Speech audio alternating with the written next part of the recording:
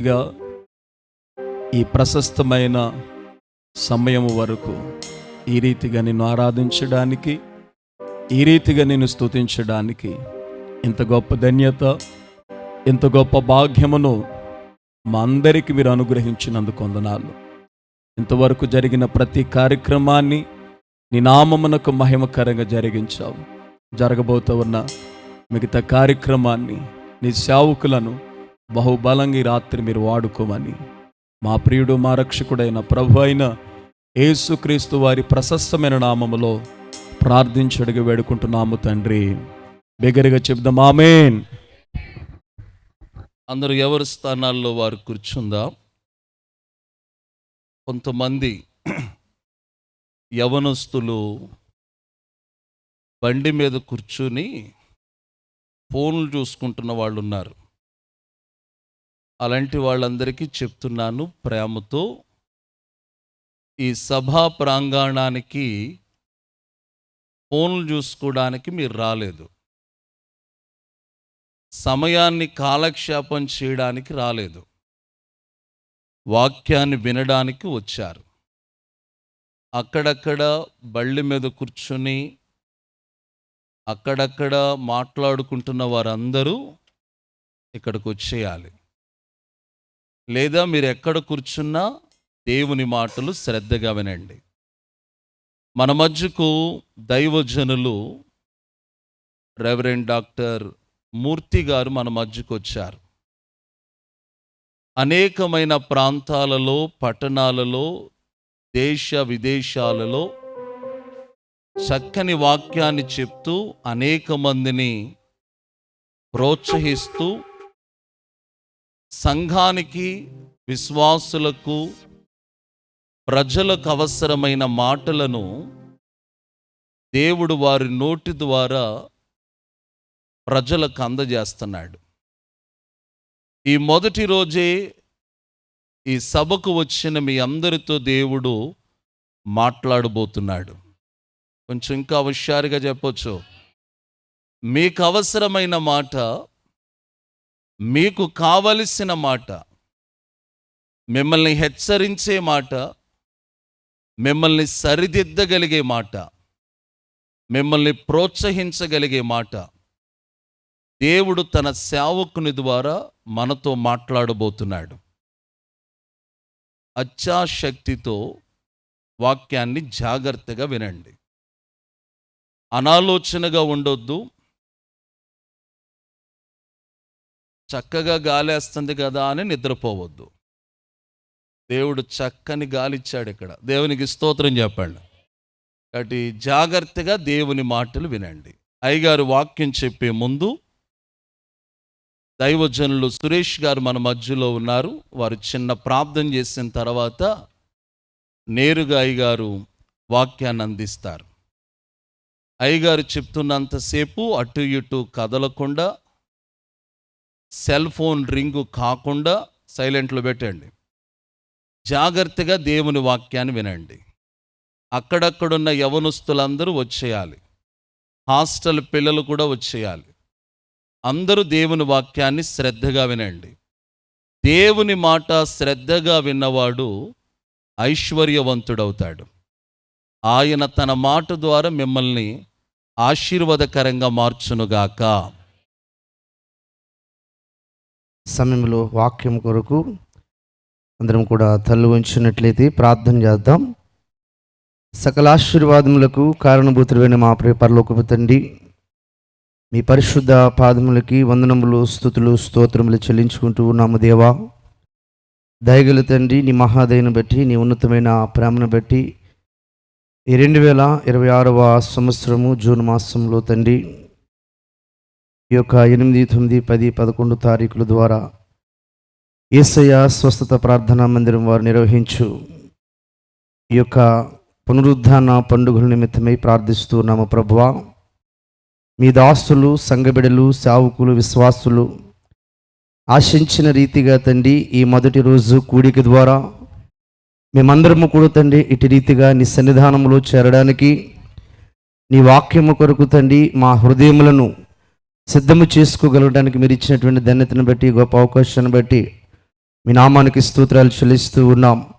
ఈ ప్రాంతంలో మీ దాసుల్ని ప్రభువా రెవరెండ్ ఎలీషా గారిని మీరు నేను ఏర్పాటు చేసుకుని ఈ ప్రాంత ప్రజల యొక్క రక్షణార్థం నిమిత్తమై ఈ ప్రాంత ప్రజల యొక్క ఏ ఒక్క వ్యక్తి కూడా తండ్రి నీకు దూరము కావడం, నశించబడడం ఎంత మాత్రం ఇష్టము కాదు అని గొప్ప సదుద్దేశముతో తండ్రి ఈ ప్రాంతంలోనైనా నీ దైవజనం నిలబెట్టుకుని మీరు జరిగిస్తున్నటువంటి యేసయ్య స్వస్థత ప్రార్థనా మందిరం యొక్క పరిచర్యలను బట్టి, హాస్టల్ పరిచర్యలను బట్టి, దీనదాసుడు చేస్తున్నటువంటి ప్రతి పరిచయను బట్టి ప్రార్థిస్తూ ఉన్నాం. మీరు నిండారుగా దీవించి మీరు ఆశీర్వదించండి. ప్రత్యేకంగా ఇంతవరకు తండ్రి ఈ ప్రాంగణంలో చేర్చబడి మేమందరం కూడా తండ్రి పాటల ద్వారా మీ నామాన్ని స్తుతించాం, గణపరిచయం, ఆరాధించి ఉన్నాం, మహిమపరిచి ఉన్నాం. అందుని బట్టి మీకు స్తోత్రాలు చెల్లిస్తూ ఉన్నాం. ఈ ప్రత్యేకమైన సమయంలో తండ్రి మొదటి వర్తమానికులుగా ఈరోజు మా మధ్యలోనికి నడిపించినటువంటి రెవరెండ్ మూర్తయ్య గారిని బట్టి ప్రత్యేకంగా ప్రార్థిస్తూ ఉన్నాం. నీ దైవజనులు చెప్పిన రీతిగా తండ్రి అనేక ప్రాంతాల్లో, అనేకమైనటువంటి దేశాల్లో నీ సువార్త ద్వారా అనేకులను ప్రభువా నీ వైపు త్రిప్పుకొనడానికి నీ దైవజను నిలబెట్టుకుని వాడుకుంటున్నా నీ విధానాన్ని బట్టి మీకు స్తోత్రాలు చెల్లిస్తూ ఉన్నాం. నేటి దినాన్న ప్రభా ఏ వర్తమానమైతే మాకు అందించబోతూ ఉన్నారో ప్రభా మీ దైవజను నిలబడి మాట్లాడుచుండగా 700 ఆత్మచేత అభిషేకించి మాకును కావలసిన ఆత్మీయ ఆహారాన్ని మీరే అందించి ప్రభా ఈ ప్రాంత ప్రజలు ప్రతి ఒక్కరూ కూడా తండ్రి ఒకటి కుండలతో వచ్చేటువంటి ప్రతి ఒక్కరిని కూడా తండ్రి నీ వాక్యపు వెలుగుతో నింపుకుని ప్రభా వారి జీవితాల్లో తండ్రి నిజమైనటువంటి ఆనందాన్ని పొందుకునే ధన్యతను ప్రతి బిడ్డకు దయచేయమని ప్రార్థిస్తూ ఉన్నాం. ప్రత్యేకంగా ఇంతవరకు మీ సన్నిధిని మాతో ఉంచారు. మరి దైవజనులు ఏహెజ్కేల్ గారిని బట్టి, అమ్మగారిని బట్టి, ప్రత్యేకంగా ఎమ్మెల్యే గారిని బట్టి, అమ్మగారిని బట్టి, వారి బిడ్డలను బట్టి, వారు చేస్తున్న పరిచయను బట్టి కూడా మీ చేతులుగా అప్పగించుకొనొచ్చు. లోకరక్షకుడును పునరుద్ధాన శక్తిని కలిగిన యేసుక్రీస్తు నామమున ఈ ప్రార్థన అడిగి వేడుకుంటున్నాం మా పరమ తండ్రి, ఆమేన్. మరి సమయం ఇచ్చిన దేవుని దాసులకు ప్రత్యేక వందనాలు తెలియజేస్తూ ఉన్నాం.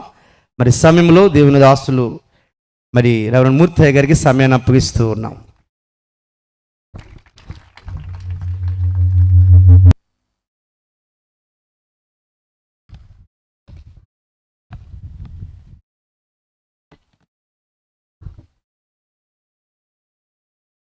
పరిశుద్ధ లేఖనాలు తెరవండి.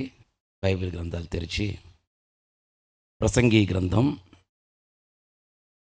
జ్ఞాని అయిన సొలొమోను రచించిన గ్రంథంలో ప్రసంగి గ్రంథం 10వ అధ్యాయం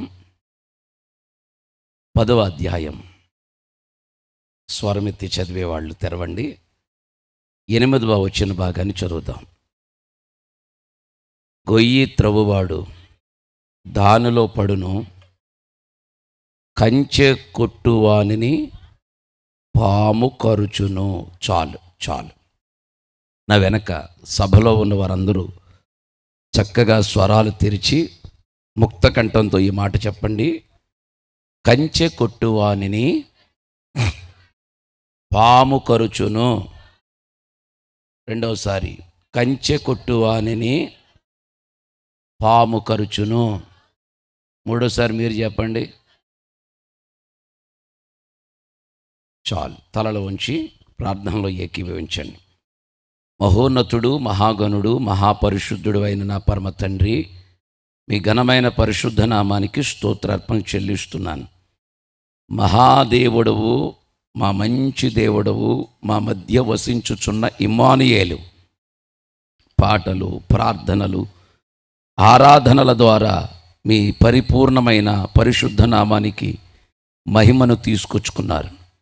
ఈ సమయంలో నీ దీన సేవకుడనైన నేను మీ వాక్యపు సముఖపు రొట్టె విరిచి వడ్డించడానికి బలిపీఠం మీద నిలబడి ఉండగా మీ కరుణా కటాక్షము కలిగిన హస్తం మా మీద మీరు చాచి ఉంచండి. వాక్యం ద్వారా మీరు మాతో మాట్లాడండి.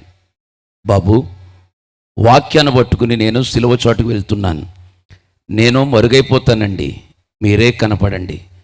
నేను తగ్గిపోతూ మీ నామాన్ని హెచ్చిస్తూ మహిమ, ఘనత, ప్రభావాలు మీకు మాత్రమే ఆరోపిస్తూ యేసుక్రీస్తు పరిశుద్ధ నామములో అడిగి వేడుకొనుచున్నాను పరమ తండ్రి.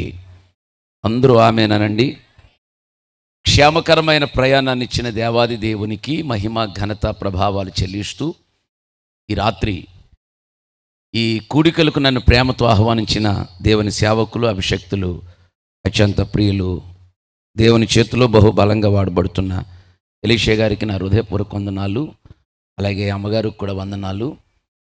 వారిని భక్తుల్లో నడిపించి ఒక మంచి మార్గంలో నడిపిస్తూ తండ్రిగా, ఆత్మీయ తండ్రిగా మంచి బలమైన పరిచయలు కొనసాగిస్తున్న ఆత్మీయ దైవజనులు ఏఎస్కే గారికి నా హృదయపూర్వక వందనాలు. అమ్మగారికి కూడా వందనాలు. వారి చిన్న కుమారుడు తమ్ముడికి ఇమ్మానుయేలుకు కూడా నా ప్రత్యేకమైన వందనాలు తెలియచేస్తున్నాను.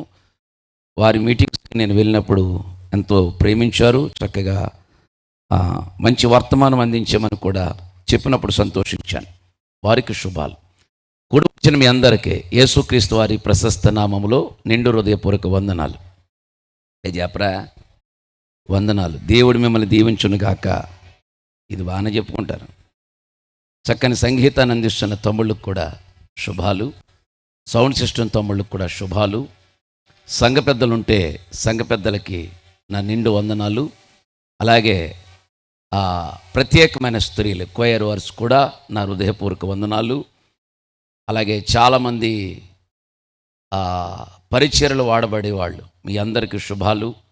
ఈరోజు నాతో వచ్చిన తమ్ముడు, ఆ మంచి ఆరాధికుడు, దేవుని చేతులు బహుబలంగా వాడబడుతున్న జాషువా రవికి కూడా నా ప్రత్యేకమైన వందనాలు తెలియచేస్తూ, గ్రామానికి, గ్రామ పెద్దలందరికీ కూడా నిండు హృదయపూర్వక వందనాలు. ఇలాగ అందరికీ వందనాలు చెప్పాలంటే 119 కీర్తన అంత ఉంటుంది. కాబట్టి మీ అందరికీ శుభములు కలుగునుగాక. ఆమె చెప్పండి. ఈ రాత్రి నేను మొదటి ప్రసంగికుడిగా మొదటివాడును నేనే. మన తమ్ముడి దగ్గర కడపటివాడిని అనుకుంటాను నేను. అప్పుడు కడపటివాడును నేనే, ఈరోజు మొదటివాడిని నేనే. నా వెనకాల వస్తున్నవారు నాకంటే గొప్పవారు. వారి చెప్పులు వారు విప్పుటుకైనా నేను యోగ్యుడను కాను. ఈ మొదటి రోజు ప్రసంగం వారి యొక్క మార్గాలకు సారాలం చేయనట్లుగా నా వెనకొస్తున్న సేవకులందరికీ హృదయపూర్వక వందనాలు తెలియచేస్తూ నేను నేరుగా వాక్య ధ్యానానికి వస్తున్నాను. ఈ రాత్రి ఒక 4 మొక్కలు మీ డొక్కల్లో వేసి వెళ్తాను. అందరూ రెక్కలో పండి ఇలాగా చేతులెత్తి, వద్దొద్దని కాదు, ఇలా ఊపాలి. మా ఊర్లో అంటారు రెక్కాడితేనే కానీ. మీరు అంటున్నారా? అయితే ఒక 4 మొక్కలు మీ డొక్కలో వేసి వెళ్తాను నేను. సంతోషంగా, ఆనందంగా వినండి. చదివిన వేద భాగంలో ఒక మాట, జ్ఞాని అయిన సొలొమోను పరలోకంలో ఉన్న దేవుని దగ్గర నుంచి తాను సంపాదించుకున్న జ్ఞానాన్ని అంతటిని ఒడిసిపెట్టి జీవిత సత్యాలు చెప్పుకుంటూ వచ్చాడు ఆయన.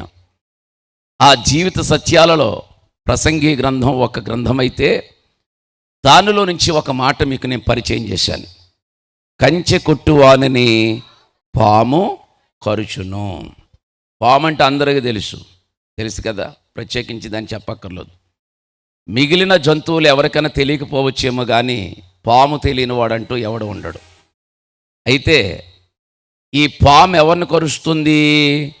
కంచె ఎవరిని కొడతాడో వాడినే ఈ పాము కరుస్తుంది. దీనికి కూడా ఒక నీతి ఉంది. ఈ పాముకి అందరినీ కరవదట. ఎవరిని కరుస్తుంది? ఎవడైతే కంచె కొడతాడో వాడినే కొడుతుంది. మన భాషలో చెప్పాలంటే కంచె కొట్టి ఎవడైతే బయటకు వస్తాడో బయటకు వచ్చిన వాడిని మాత్రమే ఈ పాము ఏం చేస్తుంది? కరుస్తుంది. కంచె లోపలుంటే కరవద్దు. స్తోత్రం చెప్పండి ఒకసారి. దీనికి ఒక నీతి ఉందండి. అందరినీ కరవదంటే ఈ పాము. కంచె బయట ఎవడైతే ఉంటాడో, కంచె కొట్టుకుని ఎవడైతే బయటకు వస్తాడో వాడిదే కరుస్తుంది. వింటున్నారా? బయటకు వచ్చినోడనే కరుస్తుంది, కంచెలు దాటినోడనే. మేము చిన్నప్పుడు కథ చదువుకునే వాళ్ళు మీ అందరికీ తెలుసు. పూర్వకాలం కథలు విచిత్రంగా ఉండేవి. అనగనగా ఒక రాజు ఉన్నాడంట. రాజుకి 7 కొడుకులు ఉన్నారంట. 7 కొడుకులు వేటకెళ్ళారు. బైబిల్ కంటే బాగా చెప్తారు ఇది మీరు. 7 కొడుకులు వేటకెళ్ళారంట. వేటకెళ్ళి ఏం చేశారు? వాళ్ళు ఏమన్నా పల్లెల్లా? వేటకెళ్ళి 7 చేపలు తెచ్చారట. 7 చేపలు తెచ్చి ఎండబెట్టారట. ఎండబెట్టిన తర్వాత దాంట్లో 6 చేపలు ఎండినవి కానీ ఒక చేప ఎండలేదట. ఎండలేని చేపను అడుగుతున్నారట. ఎంత విచిత్రమో! ఆ రోజులు కథలు విచిత్రంగా ఉండేవి. ఎండిపోయిన చేపను ఎవడని అడుగుతాడేంటి? మళ్ళీ అది మాట్లాడటం విచిత్రం. ఎండిపోతున్న ఎండలేని చేపను అడుగుతున్నారట. చేప ఎందుకు ఎండలేదు అన్నాడంట. అదందట నాకు దుబ్బు చాటు వచ్చింది అందంట, గడ్డి మోపు చాటు వచ్చింది అందంట. అప్పుడు గడ్డి మోపు ఎందుకు చాటు వచ్చావంటే నన్ను ఆవు మేయలేదు అందంట. మేయలేదనేటప్పటికి ఏమీ ఆవు ఎందుకు మేయలేదంటే నన్ను యజమానుడు నన్ను పాలేరు ఎప్పలేదన్నాడు. ఏరా పాలేరు ఎందుకు ఎప్పలేదంటే నా యజమానుడు నాకు అన్నం పెట్టలేదండి. ఏరా ఏమే యజమానుడు అలా బాబు ఎందుకు ఎట్టలేదంటే నాకు పిల్లోడు ఏడుస్తున్నాడు అన్నట్టు. ఎందుకు పిల్లోడు ఎందుకు ఏడుస్తున్నావంటే నన్ను చీమ కుట్టింది అన్నాడట. ఎందుకు చీమ కుట్టావంటే చాలా అడ్వాన్స్లో ఉన్నారు మీరు. నా బంగారు పుట్టలో ఏలెడితే అంటే ఎందుకు కుట్టింది? అది వేలు పెట్టినోడిని కుట్టింది. పాము ఎవరిని కరుస్తుంది? దాటొచ్చినోడినే కరుస్తుంది. అది అసలు ఏంటి కంచె? అసలు ఎందుకు కరవాలి ఈ పాము? అసలు పాము అంటే ఏంటి? ప్రకటన గ్రంథం. ఎవరు ఈ పాము? ప్రకటన గ్రంథం 20వ అధ్యాయము 2వ వచనం. 20వ అధ్యాయము 2వ వచనం. అతడు ఆది సర్పమును అనగా అపవాదియు సాతానును అను ఆగట సర్పము అన్నాడు. అక్కడ ఏమిటట ఈ పాము పేరు? ఆది సర్పము. దానికి మరో పేరు ఘట సర్పము. చాలా పెద్ద సర్పం అది. అతడు ఆది సర్పము అన్నాడు. అక్కడ ఆది సర్పము అంటే ఆదిలో ఉన్నవాడే. బ్యాటరీస్ డౌన్లో ఉన్నట్టున్నాయి. ఆదిలో ఉన్నవాడు వాడి పేరు సర్పం. వాడుకున్న నామధేయాలు అపవాదియును సాతానును. మీకు అర్థమైంది? సర్పం అంటే సాతాను లేక అపవాది. వీడు ఆది కాలములో నుంచి ఉన్నవాడు. వీడు మొట్టమొదట ఎవరిని కరిచింది పాము అంటే ఆదాముని కరిచింది. ఆదాము ఎక్కడున్నాడు? ఏ తోటలో? అట్లాగా అనరాదు. ఏదోనులో ఉన్న తోట. ఏదేను తోట కాదు. మన చిన్నప్పటి నుంచి అలవాటు ఏంటంటే ఏదేను తోట అంటాం. వాస్తవానికి అది దేవుని తోట. ఎందుకంటే బైబిల్ గ్రంథకర్త రాస్తాడు, నీవు ఏదేనులో దేవుని తోటలో ఉన్నావన్నాడు. ఇప్పుడు వాడు ఎక్కడున్నాడంటే ఏదేనులో ఉన్నాడు, దేవుని తోటలో ఉన్నాడు. ఎవరిని కరిచాడు అంటే ఫస్ట్ ఆదాముని కరిచాడు. ఈ పాము ఎవరిని కరిచింది? ఆదాముని కరిచింది. ఆదామును కరిచినప్పుడు ఏమైంది? విషం వచ్చింది. విషం రావటం వల్ల ఏమైందంటే దేవుడు మెడబెట్టుకుని బయటికి నెట్టేశాడు. నేనేమంటున్నానంటే ఈ పాము అందరినీ కరవదు. దేవుడు ఒక కంచె వేశాడు ఆదాముకు. ఏమిటి ఆ కంచె అంటే ఆ వృక్ష ఫలము తిను దినమున నిశ్చయముగా నీవు చస్తావు. ఇంక నో ఆప్షన్స్ అన్నమాట. ఇంకా ఆప్షన్ ఏమీ ఇవ్వలేదు. ఆదామా ఆ వృక్ష ఫలము తిను దినమున పక్షవాతం అవుతుందన్నాడా? చస్తావన్నాడు. చస్తావన్నప్పుడు కూడా ఆలోచించాలిగా, కంచె లోపల ఉండాలిగా.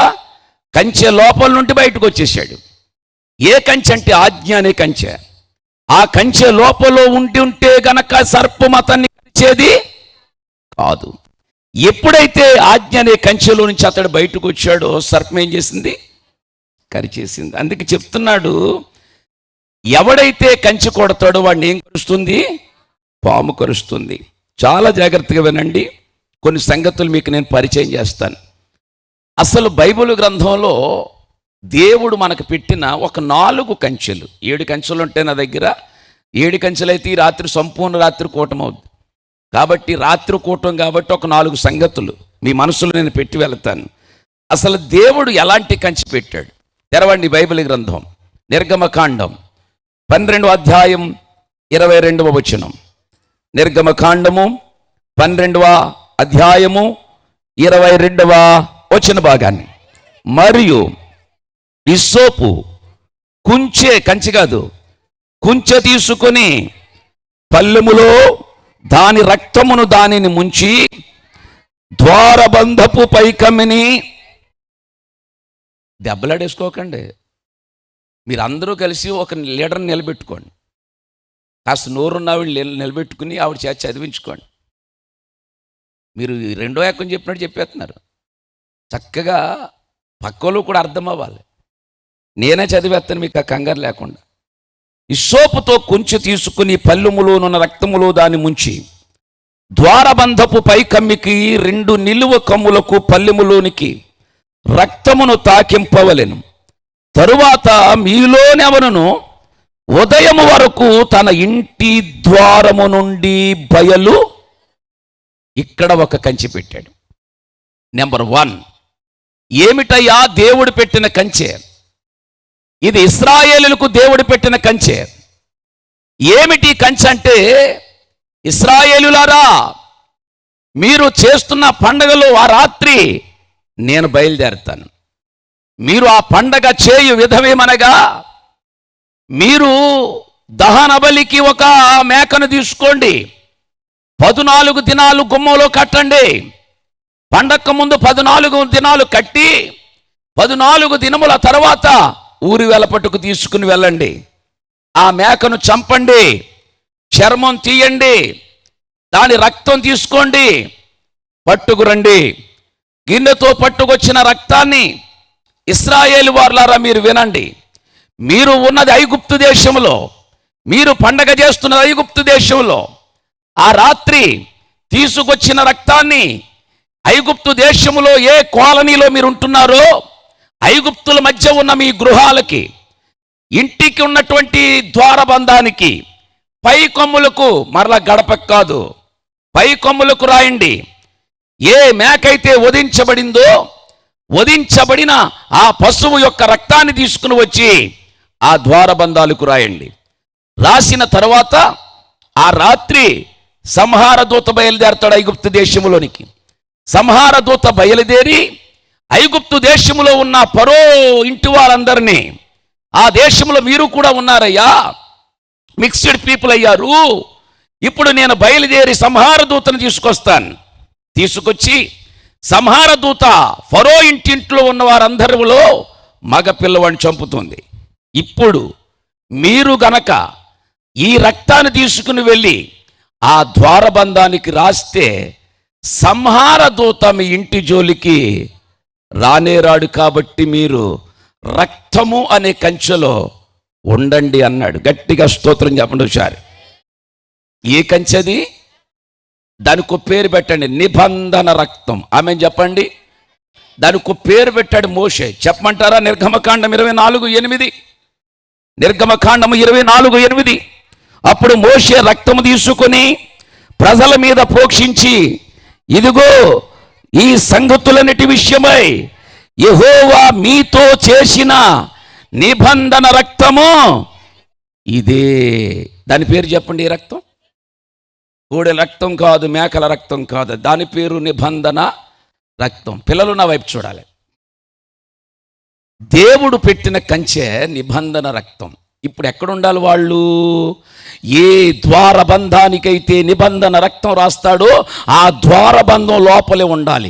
కాదు కూడదని ద్వారబంధం దాటి ఆ కంచె దాటి బయటకు వస్తే, మీరు సింపుల్ భాషలో చెప్పండి, ఏం గరుస్తుంది? పాము గరిస్తే ఏమవుతుంది? చచ్చిపోతాడు. ఇప్పుడు ఇశ్రాయేలీయులు ఏ కంచెలో ఉండాలి? రక్తం అనే కంచెలో ఉండాలి. గట్టిగా స్తోత్రం చెప్పండి ఒకసారి. అదే రక్తం గురించి నా యేసయ్య కూడా చెప్పాడు, ఇది నా రక్తము, ఇది నా రక్తము అనగా పాప క్షమాపణ నిమిత్తము అనేకుల కొరకు చిందించబడుతున్న నిబంధన రక్తం. ఈ రాత్రి నేను చెబుతున్న మాట, క్రైస్తవుడికి దేవుడిచ్చిన కృప, సిలువలో నా యేసయ్య చిందించిన రక్తం. ఆ రక్తం అనే కంచెలో ఎవడైతే ఉంటాడో దేవుని రాకడ దాకా సాతానికి దొరకడో. బయటకు వచ్చావా కరిచేస్తుంది, లోకంలో చంపేస్తాడు. ఇలా చెప్తాను 2 విషయాలు. కంచె బయట ఉంటే సాతానికి దొరుకుతాం, కంచె లోపలుంటే దేవునికి దొరుకుతాం. ఆమేనండి. కంచె బయటకు వస్తే సర్పం, పాము కరుస్తుంది. కంచె లోపలుంటే కౌగిట్లో పెట్టుకుంటాడు నా దేవుడు. కొత్తగా కొట్ట కొట్ట కొట్ట కొట్ట సంతోషంగా చెప్పండి. ఈ రాత్రి పాము చేత కరిపించుకుంటావో, ప్రభువు కౌగిట్లో ఉంటావో తెలుసుకోవాల్సిన బాధ్యత మనదే. నేను అంటున్నాను, ఇశ్రాయేలులకు దేవుడిచ్చిన మొదటి కంచె మీరు గుమ్మం దాటి బయటికి, ఎందుకంటే గుమ్మం మీద ఏముంది? రక్తం ఉంది. ఆమెను చెప్పాలి ఒకసారి. అది ఎవరి రక్తం? దేవుని రక్తం. గుమ్మం మీద ఉందండి, గుమ్మం మీద ఉంది. మీకు ఒక సంగతి చెప్తాను మీకు నేను. బైబిల్ గ్రంథంలో ఒక వేశ్య ఉంది. ఆమె పేరు రాహాబు. కాదు, ఎవరు? రాహాబు అనే వేశ్య. ఇశ్రాయేలు ప్రజలు కానాను దేశానికి వెళ్ళాలి. కానాను దేశానికి వెళ్ళాలి అనుకున్నప్పుడు మోషే గారు చాలా జాగ్రత్తగా కానాను దేశానికి ముందు పంపించి వేగుల వారిని, ఇలా పంపించినటువంటి వారిలో కానాను దేశాన్ని చూసి రమ్మన్నాడు. అలాగా 12 మంది టీముని పంపించారు. ఇది ఒక క్రికెట్ జట్టులాగా అనమాట. వాళ్ళు వెళ్ళారు, వచ్చారు, చెప్పారు. వాళ్ళలో నిజం చెప్పింది ఎవరయ్యా అంటే, ధైర్యంగా చెప్పిందంటే యెహోషువ, కాలేబులు. ఆ సంగతి మనకు తెలుసు. మోషే చనిపోయాడు. ఇప్పుడు నాయకత్వానికి ఎవరు వచ్చారు? యెహోషువ వచ్చాడు. యెహోషువ నాయకత్వానికి వచ్చిన తర్వాత కానాను దేశానికి తన ప్రయాణాన్ని కొనసాగించాడు.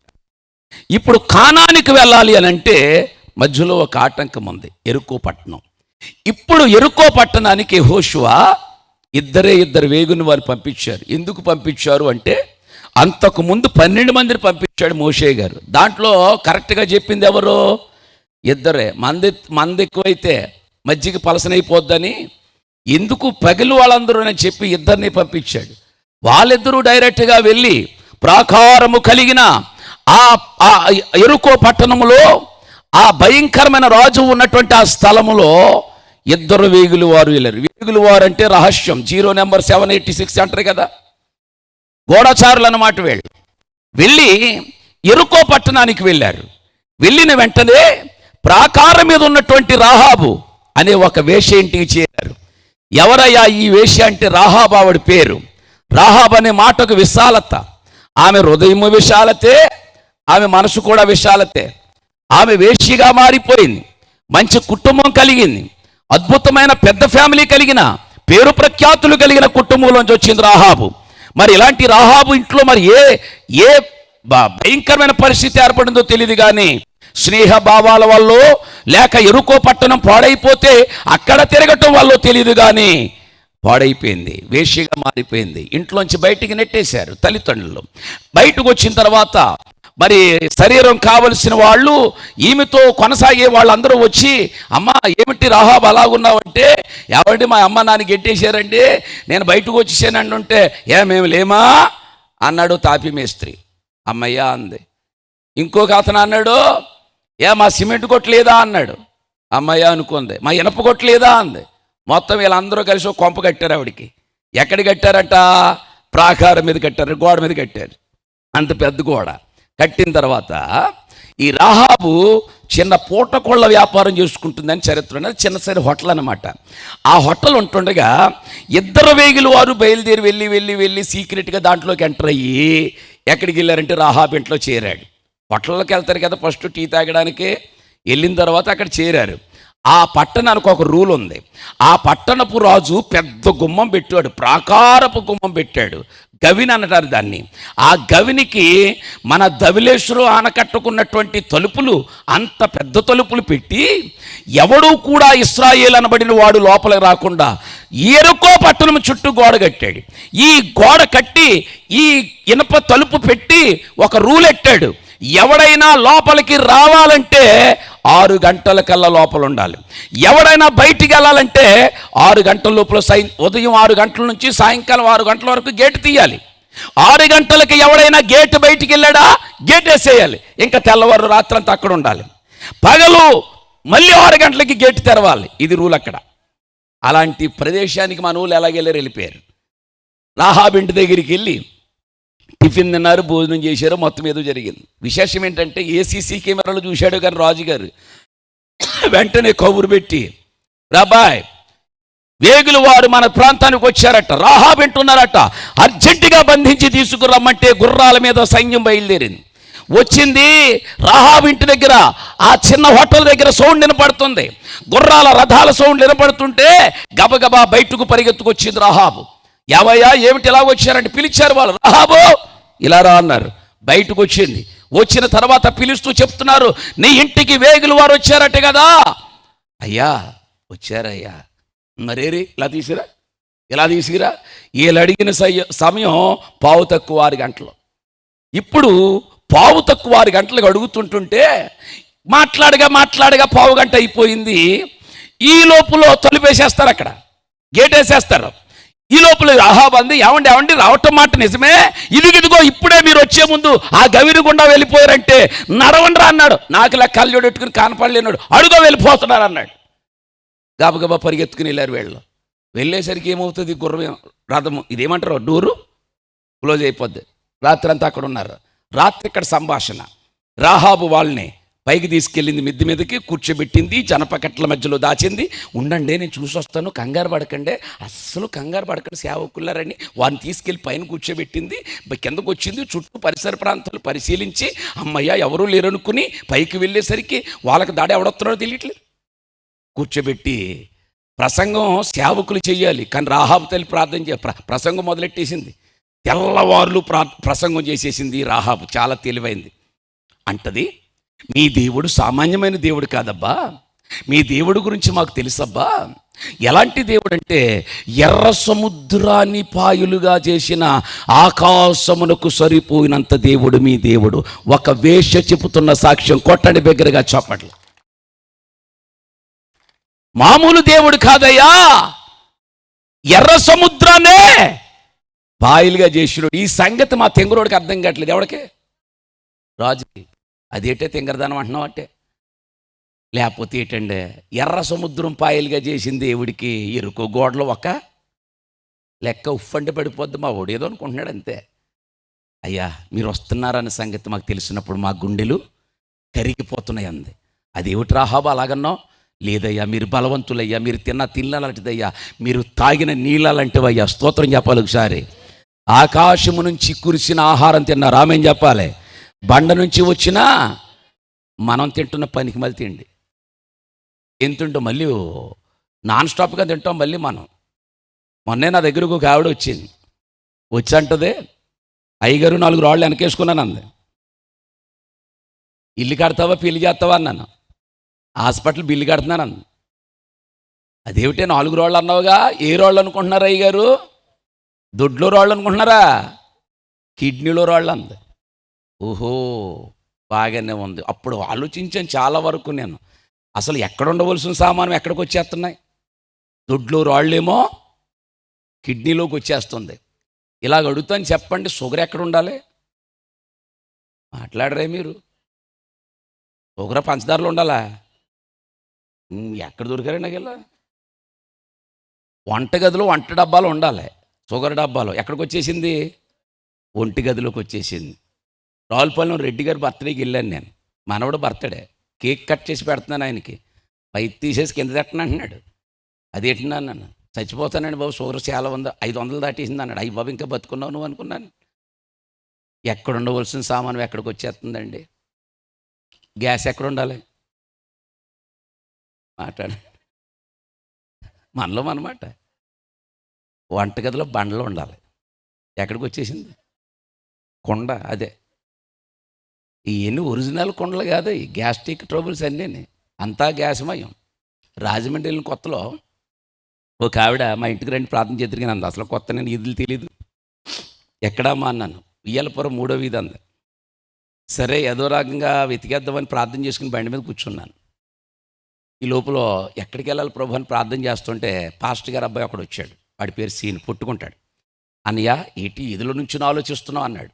ఒరే ఎవరు సుశీలమ్మ గారు అట్లా ఫోన్ చేశారు, ప్రార్థన చేయడానికి రమ్మందరా అన్నది. మా యాంటీ అన్నాడు. ఊరి బాబు ఎంతో స్పీడ్గా మార్గం సరళమైపోద్దిరా, బండికి కూర్చోరా అన్నాను. బండి మీద కూర్చున్నాడు. సరిగ్గా పోనిస్తున్నాను. ఈ లోపల ప్రశ్నలు వాడు, సమాధానం నేను. దేనికి వెళ్తున్నావు అన్నాడు. ప్రార్థనకి రా అన్నాను. దేనికోసం? గ్యాస్ వచ్చిందంటారా, గ్యాస్ కోసం చేద్దారా ప్రార్థన అన్నాను. గ్యాస్ కోసం చేద్దామంటే ఓహో అనుకుని వెళ్ళాము. సరిగ్గా బండి అలాగా ఆఫ్ చేశాను. వీడు దిగుతున్నాడు, పై స్టేర్లోంచి మెట్ల మించి దిగొస్తుంది, మెయిన్ రోడ్డు పక్కన ఇల్లు. అలా దిగుతుండేసరికి నిజంగా ఆవిడ ఎంత పొట్టేసుకుంది పాపం, గ్యాస్ పట్టేసింది అనుకున్నాను నేను. దిగొస్తుంటుందే నేను ఎక్కుతున్నాను. ఈ లోపల నా పక్కన ఉన్నవాడు వీడు అన్నాడు, మార్గంలో మాట తీసుకున్నాడు, అన్నయ్య ఫస్ట్ ప్రార్థన నాకు ఈ అన్నయ్య అన్నాడు. ఇస్తాను లేరా, మనులు మాణిక్యాలు అడగలేదు కదా, ప్రార్థన ఇస్తాను రా అన్నాను. మరి సెకండ్ ప్రార్థన నువ్వు చెయ్యి అన్నాడు. సర్లేరా అన్నాను. ఈ లోపల దిగి వస్తుంది ఆవిడ. ఈ లోపల మధ్యలో నాకు ఇంకెంటుకుని ఎదరికి వెళ్ళిపోయి మెట్ల మించి ఆంటీ ఆగు అన్నాడు. ఏరా అంద. ముసుగేసుకో అన్నాడు. ముసుగేసుకుంటే ఏరా అంద. ప్రార్థన చేస్తాను అన్నాడు. లోపల చేరంట. నేను ఎక్కడే చేస్తాను, ఆత్మ ప్రేరేపించబడుతుందని చెప్పి అక్కడ నిలబెట్టి సరిగ్గా పొట్ట తిన్నగా చెయ్యేసి ఈడి ప్రార్థన, యేసు నామములో ఇప్పుడే ఓ గ్యాసా బయటికి పొమ్మని. నేనేమో కళ్ళు తెరుచుకుంటున్నాను. అదే మెయిన్ రోడ్డు. ఏ రాధమోహన్ గారు చూస్తాడు నా భయం. ఈ లోపల గ్యాసా అంటున్నాడు. బయటికి పొమ్మని ఆజ్ఞాపిత్ర చేయి తిప్పేస్తున్నాడు వీడు. అయ్యి బాబు ఈడి దెబ్బకి వెళ్ళిపోలా ఉంది గ్యాస్ అని అనుకుని లోగా సుశీలమ్మ ఆవిడ ఈడు భుజం పట్టుకుంది. ఏహే ప్రార్థన ఆపు అంది. ఏ అన్నాడు. దేనికోసం చేస్తున్నావురా? గ్యాస్ పో అనింది. అక్కడ నుంచి చూస్తున్నాను నేను. 2 సంవత్సరాలు అయింది గ్యాస్ కనెక్షన్కి అప్లై చేసుకుని. నిన్నే వచ్చింది అది. ఈ యాల పాలు పొంగించుకుందామని ప్రార్థన చేయడానికి మిమ్మల్ని రమ్మంటే మీకు ఏమర్థమైంది? ఒంట్లో గ్యాసో ఇంట్లో గ్యాసో అర్థం కావట్లేదండి. అమ్మయ్య, నేను ఎంత అదృష్టవంతుడిని అంటే నా దేవుడా వేళ నా ప్రార్థన ఆలకించాడు. వాస్తవానికి నాది కూడా అదే కాన్సెప్ట్. నా కాన్సెప్ట్ కూడా ఇప్పుడు పొట్టలో గ్యాస్ కోసమే. అమ్మయ్య ప్రభువా, నన్ను రక్షించడానికి ఇంటికి తీసుకొచ్చావు. పుట్టోడు కూడా భుజం పట్టుకుంది. అదే పొడుగోని కూడా పీకట్టేసుకో ప్రభువా. ఒరే నోరు మీరా, ఏ గ్యాస్ అనుకుంటున్నారు? నేను అక్కడ బొంకేసి లోపల తీసుకెళ్ళి ప్రార్థన చేశాను. అసలు ఏ గ్యాస్ ఎవడికే అర్థం కావట్లేదు. ఎందుకన్నానంటే మనం తినే తిళ్ళు అలాంటివి. పనికి మాలిన తిండి తింటారు.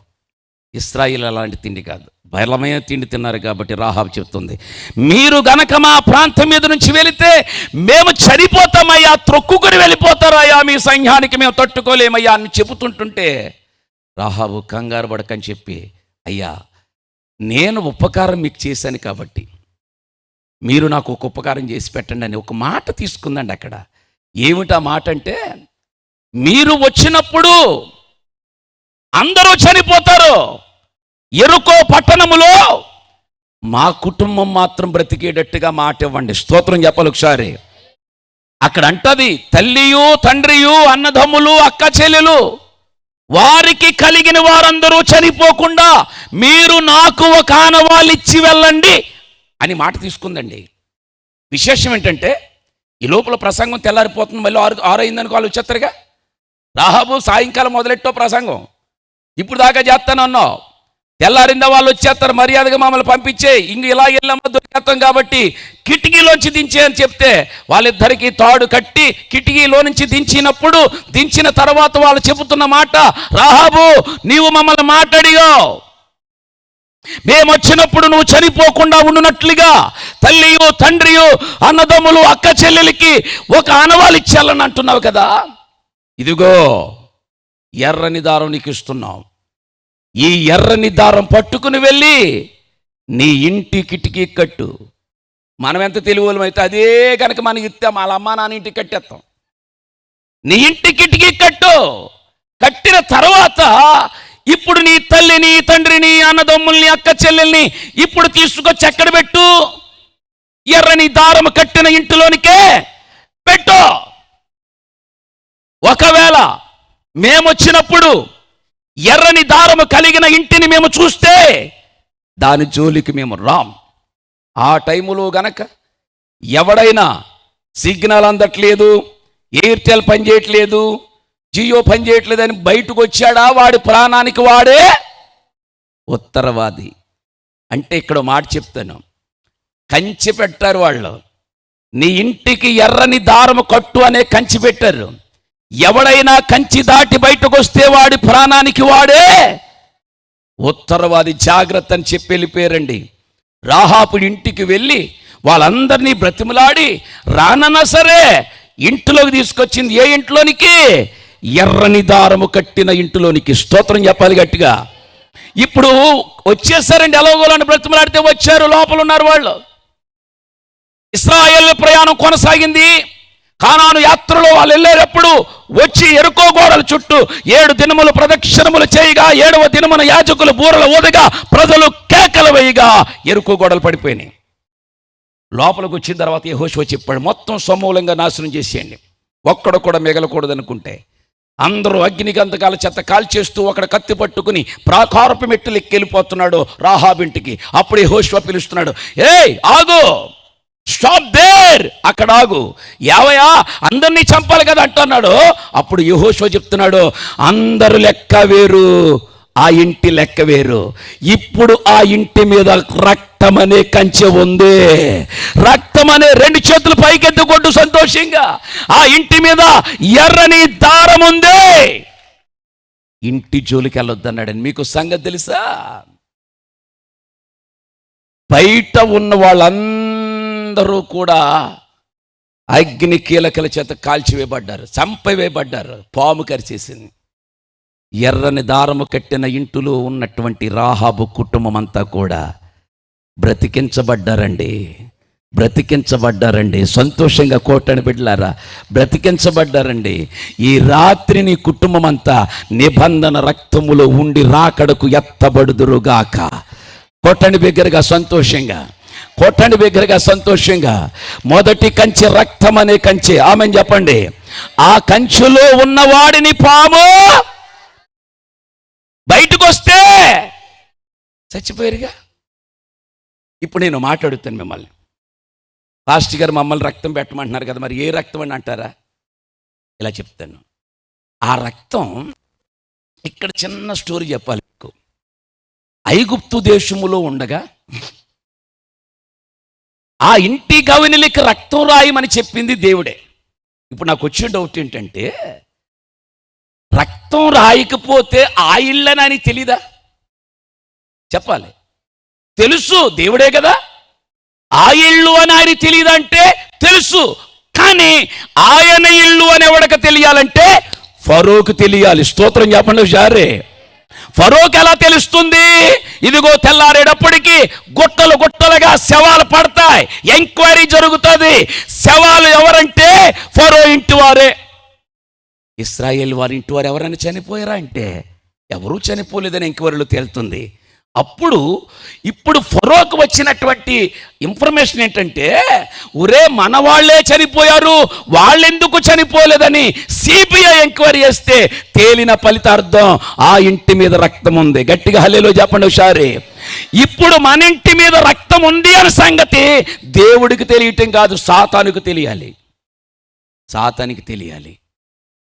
ఎలా తెలుస్తుంది పాస్టర్ గారు మా ఒంటి మీద రక్తం ఉందని? ఇప్పుడు కనపడదండి మనకి.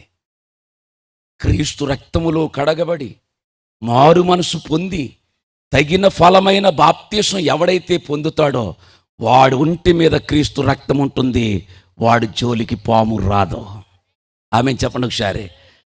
అదేంటండి, పొద్దుడు రోజు స్నానం చేసేస్తున్నాగా రక్తం వెళ్ళిపోద్దేమో? నో, నీకు కనిపించదు, అది వాడికే కనిపిస్తుంది. అందుకని మొదటి కంచె నిబంధన రక్తం అనే కంచెలో, అనగా నీకు అర్థమవడానికి బాప్తిస్మము లేక రక్షణ అనే క్రీస్తు రక్తములో కడగబడిన కంచెలో నువ్వు ఉండగలిగితే ఏ సర్పము నీ జోలికి రాదో ప్రభువే నిన్ను రక్షించుకుంటాడు. సంతోషంగా చప్పలు కూడా సంతోషించండి. బిడ్డలు, మీ అందరికీ మాట చెప్తున్నాను, దినాలు బాగోలేదురా, రోజులు బాగుండలేదు, రేపేం జరుగుతుందో మనకే తెలీదు. అందుకని దేవుడిచ్చిన అవకాశాన్ని బట్టి రక్షణ ఫలాలు పొందండి. ఆమెను చెప్పాలి. రక్షణలోనికి రండి. ఆమెను చెప్పాలి. రక్షించబడండి. ఆమెను చెప్పాలి. రేపేం జరుగుతుందో నీకు తెలీదు. వాయిదా. తినటానికి ఉండదు వాయిదా, కొట్టడానికి ఉండదు వాయిదా, పెళ్ళిళ్ళకు ఉండదు వాయిదా, రక్షణ వచ్చేటప్పుడు వచ్చేది దొమ్మ. ఇలా నేను చెప్పమంటారా? దేవుడిచ్చిన మహాకృప ఏంటి తెలుసా? ఈ సభల్లో ఒక నిర్ణయం తీసుకుని ఒక లూదియాను చూశారు. దేవుని యొక్క వాక్యం విన్న వెంటనే ఆ వాక్యం విని కుటుంబాన్ని కంచెలో పెట్టుకుంది. ఎలాగో తెలుసా? బాప్తిస్మం అనే కంచెలో ఇంటి వారందరూ బాప్తిస్మమును పొందిరి అని మనం చదువుతాం. ఒక చెరసాల నాయకుడు పౌలు చెప్పిన మాట యందు విశ్వాసముంచి తన ఇంటి వారందరినీ బాప్తిస్మం అనే కంచెలో పెట్టుకున్నారు. నేనేమంటున్నానంటే, ఈ మొదటి రోజే ఈ సువార్తలు మీరు వినండి. రక్షించనేరకుండినట్లు ఆయన హస్తము కొరచకాలేదు, విననేరకుండినట్లు ఆయన చెవులు మందము కాని దేవుడు మనకు దొరికాడు. రక్షణ కంచెలోనికి వచ్చి, బాప్తిసపు కంచెలోనికి వచ్చి, నిబంధన రక్తములు మన ముందుముగాక. గట్టిగా హల్లెలూయా చెప్పండి. మొదటి కంచె ఏ కంచె? నిబంధన రక్తం. ఎవడి మీద ఉంటుందయ్యా అంటే రక్షణ పొందిన వాడి మీద. మొన్న తమ్ముడు నా దగ్గరికి వచ్చాడు. అన్నయ్య బాప్తిసం పొందాలని ఉంది కానీ అన్నీ మానేయాలంటే కదా అన్నాడు. ఏ మానేయాలరా తమ్ముడు అన్నాడు. అన్నయ్య తాగపోతుండలేను అన్నయ్య, అన్నయ్య తిరగకపోతుండలేను అన్నయ్య, అన్నయ్య పేకాడపోతూ ఉండలేను అన్నయ్య అన్నాడు. నేనన్నాను అవన్నీ పోవడానికే కదా రక్షణ అన్నాను నేను. అన్నయ్య ఏం చేయను అన్నయ్య అన్నాడు. వచ్చే మందిరానికి అన్నాను. మందిరానికి వస్తున్నాడు కానీ మారట్లేదు. ఒక దైవ సేవకుని తీసుకెళ్ళాను నేను.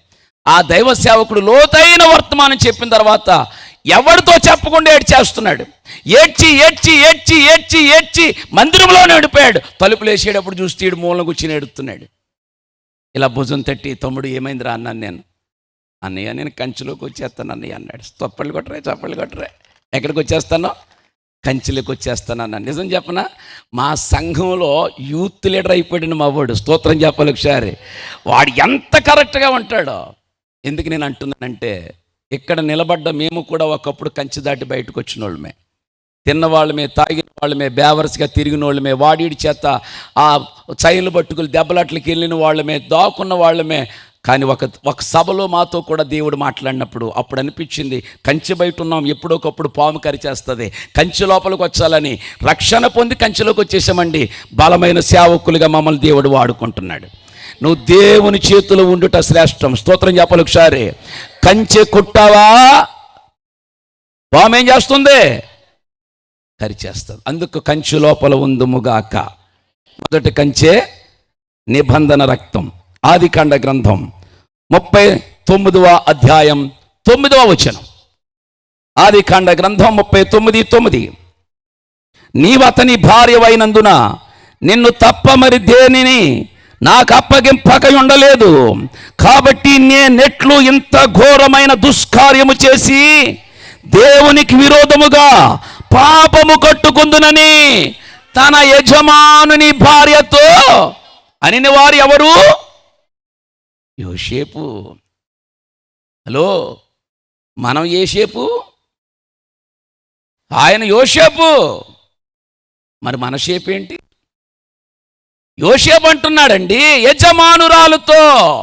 యజమానుని భార్యతో అమ్మా నీవు నా దానివి కాదమ్మా, నా యజమానుడు ప్రతిదానిని నాకు అప్పగించి ఉన్నాడు కానీ నిన్ను మాత్రం నాకు అప్పగించి ఉండలేదు. నా వైపు చూడండి, అక్కడ అద్భుతమైన మాట. నేనెట్లు ఇంత ఘోరమైన దుష్కార్యము చేసి ఎవరికి విరోధంగా? దేవునికి విరోధముగా నేను పాపము చేయను. ఇప్పుడు చెప్తాను. యోసేపు చుట్టూ ఒక కంచె పెట్టుకున్నాడు బిడ్డ. ఆ కంచె పేరే పవిత్రత. స్తోత్రం చెప్పండి ఒకసారి. ఏ కంచె? పవిత్రత అనే కంచె. ఇప్పుడు నేను అడుగుతాను, చెప్పండి, కంచె దాటాడా? దాటి అవకాశం వచ్చిందా లేదా? 100% వచ్చింది. మరి ఎందుకు దాటలేదంటే దేవుని వాక్యం అండి. ఆమె చెప్పాలి ఒకసారి. అబ్బా, యోసేపు దగ్గర ఎవరైనా ఉన్నారా? చెప్పాలి. తల్లిదండ్రులు ఉన్నారా? అన్నదమ్ములు ఉన్నారా? తనవారు ఉన్నారా? పోనీ యజమానుడు ఉన్నాడా? పోనీ అక్కడ పనిచేసే వాళ్ళు ఉన్నారా? నథింగ్. Nobody is there. ఎవరు లేరు అక్కడ. తలుపులు మూసింది. ఒక్కడిని పట్టుకుందండి. పాపం చేసే అవకాశం ఉంది, పాపానికి లొంగిపోయే అవకాశం ఉంది. కానీ ఒక కంచె పెట్టుకున్నాడు.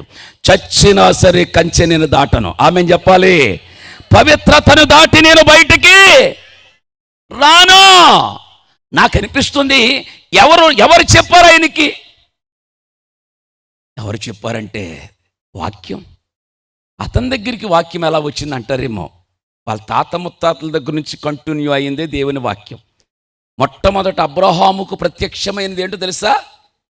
దేవుడైన యెహోవా వాక్యం అతనికి ప్రత్యక్షమై.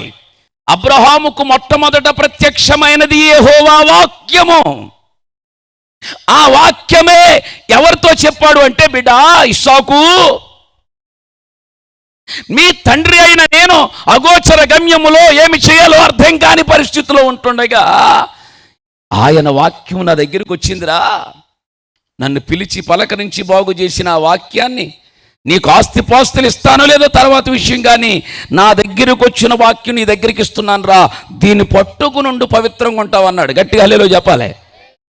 ఇప్పుడు తండ్రి ఇచ్చిన అబ్రహాం ఇచ్చిన వాక్యాన్ని ఎవరి దగ్గరికి వచ్చింది? ఇస్సాకు దగ్గరికి వచ్చింది. ఇస్సాకు పొలములో సాయంకాలం వాళ్ళు ఏం చేస్తున్నాడు? ధ్యానిస్తున్నాడు. అదే వాక్యం ధ్యానిస్తున్నాడు. ఇస్సాకు పవిత్రంగా బ్రతికాడు. ఇస్సాకు కుమారుడైనటువంటి యాకోబు వచ్చాడు. ఇప్పుడు ఇస్సాకు దగ్గర ఉన్న వాక్యం ఎవరి దగ్గరికి వచ్చింది? ఒకవేళ పాటలో కూడా రాశారుగా పెద్దలు, వాక్యమును యాకోబుకు తెలియచేసిన వాడని, వాక్యమును యాకోబుకు తెలియచేసిన వాడని, ఏ జనముకి లాగునా చేసి ఉండాలేదని. లేటెస్ట్ ట్రెండ్ వచ్చాక ఓల్డ్ ట్రెండ్ మర్చిపోరు మీరు. మొన్న మీటింగ్కి వెళ్ళి నడిపించినానవని పాట పాడాను. ఎవడో వచ్చానాడు, సూపర్గా ఉంది పాట, కొత్త పాట అని అడిగాడు ఆడు. అని ఏ టిప్పర్ లాలి కింద దోసేయాలండి. నడిపించినాను కొత్త పాట పాడితే కదూ, ఎంత అద్భుతమైన పాట. ఇప్పుడు యాకోబు దగ్గరికి ఏమొచ్చింది? వాక్యం వచ్చింది. ఆమెను చెప్పాలా? తండ్రులు ఏమిచ్చినా ఇవ్వకపోయిన వాక్యాన్ని పంచిపెట్టారు. ఆమెను చెప్పండి. అబ్రహాము దగ్గర ఉన్న వాక్యం ఇస్సాకు దగ్గరికి వచ్చింది. ఇస్సాకు దగ్గర ఉన్న వాక్యం యాకోబు దగ్గరికి వచ్చింది. ఇప్పుడు యాకోబు దగ్గర ఉన్న వాక్యమే యోసేపు దగ్గరికి వచ్చింది. కాబట్టి అనుకున్నాడు, వాక్యం ఉంటుంది కాబట్టి కంచులో ఉంటాను నేను. చప్పళ్ళు కూడా సంతోషించండి. దావీదు చెబుతాడు, నా హృదయములో పాపము చేయకుండా ఉండునట్లుగా నీ వాక్యమును నా హృదయములో ఉంచుకున్నానయ్యా. బిడా, హృదయంలో వాక్యం ఉంటే పాపం ఉండదు, పాపం ఉంటే వాక్యం ఉండదు. ఇప్పుడు యోసేపు ఒక కంచి పెట్టుకున్నాడు. ఏమని తెలుసా? పవిత్రత దాటి నేను బయటికి ఎంత ఫోర్స్ చేసిందో, ఎంత గట్టిగా పట్టుకుందో, ఎంత షర్ట్ పట్టుకుందో నాకేమనిపించిందో తెలుసా? ఇలా చెప్తాను వినండి, యవనస్తులు వినాలి. ఇలా చెప్తాను వినండి. క్లాత్ అన్న విడిచిపెట్టాడు కానీ క్యారెక్టర్ విడిచిపెట్టలేదు. చప్పట్లు కూడా సంతోషించండి. క్లాత్ అన్న విడిచిపెట్టాడు కానీ క్యారెక్టర్ విడిచిపెట్టలా. అందుకే యోసేపు కంచె దాటలేదు కాబట్టి గోతులో ఉన్నవాడు రథం మీదకి ఎక్కాడు. ఆమె చెప్పాలి ఒకసారి. ఒకవేళ కంచి దాటి ఉండుంటే పాము కరిచేసేది. ఎవరు పాము? పోతిఫర్ భార్య. ఎవరు? పోతిఫర్ భార్య ఏమైపోయేది? పామయ్య కరిచేసేది కదా. ఇక్కడ ఇంకో ట్విస్ట్ చెప్తాను మీకు నేను. 6 ప్యాక్ బాడీ కలిగిన వాడు, ఎత్తైన వాడు, పరాక్రమశాలి, అద్భుతమైన పుత్రుడు, న్యాయాధిపతి, తల్లిదండ్రుల చేత దేవుని మాట పట్టుకుని పెంచబడిన వాడు. అతని పేరు నాజీరు పుత్రుడని దేవుడే చెప్పిన వాడు. సంసోన్ ఏం చేశాడు? వెరీ గుడ్, అప్డేట్లో ఉంది మీ సాఫ్ట్వేర్.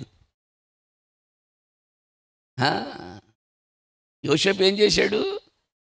దాటలేదు. సంసోన్ ఏం చేశాడు? దాటేస్తే ఏమైంది? ఏ పాము? అయ్యబాబోయ్, వీళ్ళకి 10 రోజులు అన్నట్టు సభలు మీరు. Very good.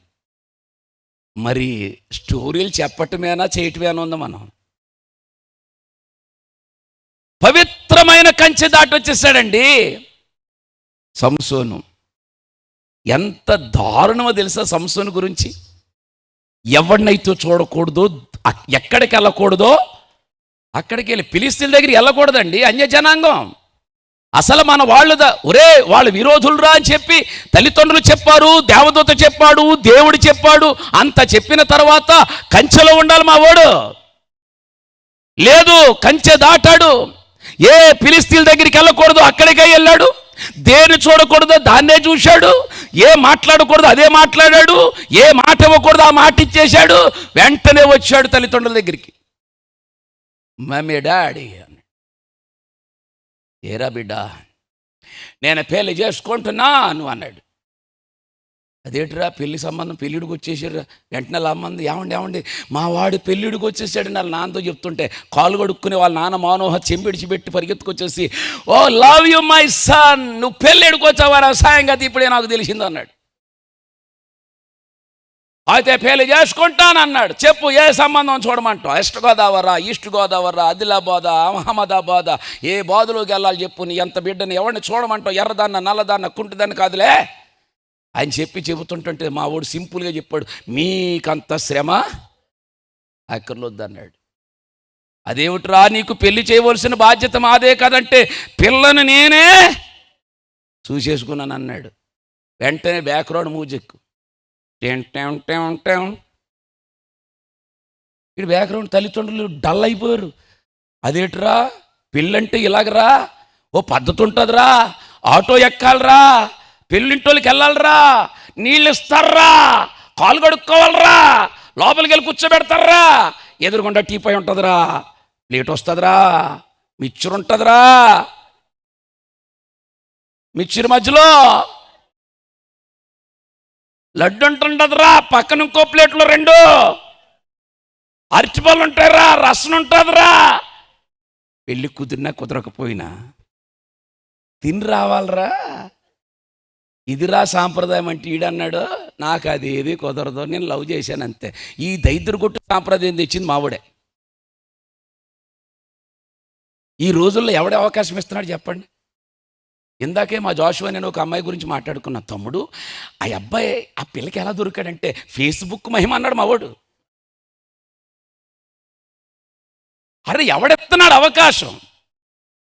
20 సంవత్సరాలు 25 సంవత్సరాలు తల్లిదండ్రులు బిడ్డలు పెంచి వాళ్ళ కోసం రాత్రనక పగలనక కాయ కష్టం చేసి వాళ్ళకి మంచి స్కూల్లో చదివించాలి, అందరి పిల్లల్లా మా పిల్లలు ఉండకూడదు, వీళ్ళకి మంచి భోజనం పెట్టాలి, అందరి పిల్లల్లా మా పిల్లలు ఉండకూడదు, ఎవరూ ధరించలేని బట్టలు కొనాలి, అందరి పిల్లల్లా మా పిల్లలు ఉండకూడదు, వీళ్ళు ఏ కాలేజీలో వేయాలి, ఏ హాస్టల్లో వేయాలి, తల్లిదండ్రులకు వచ్చిన ఆలోచిస్తారు. మనకంత స్తోమత లేదంటే తండ్రి చెప్తాడు, చాలు ఈ కొత్త జాబ్ చేసుకుందాం, ఈ సంవత్సరం మన బట్టలు కొనుక్కోవడం మానేసి మన బిడ్డలిద్దరికీ కొందామని చెప్పి 24 గంటలు బిడ్డల కోసం ఆలోచించి తల్లిదండ్రులే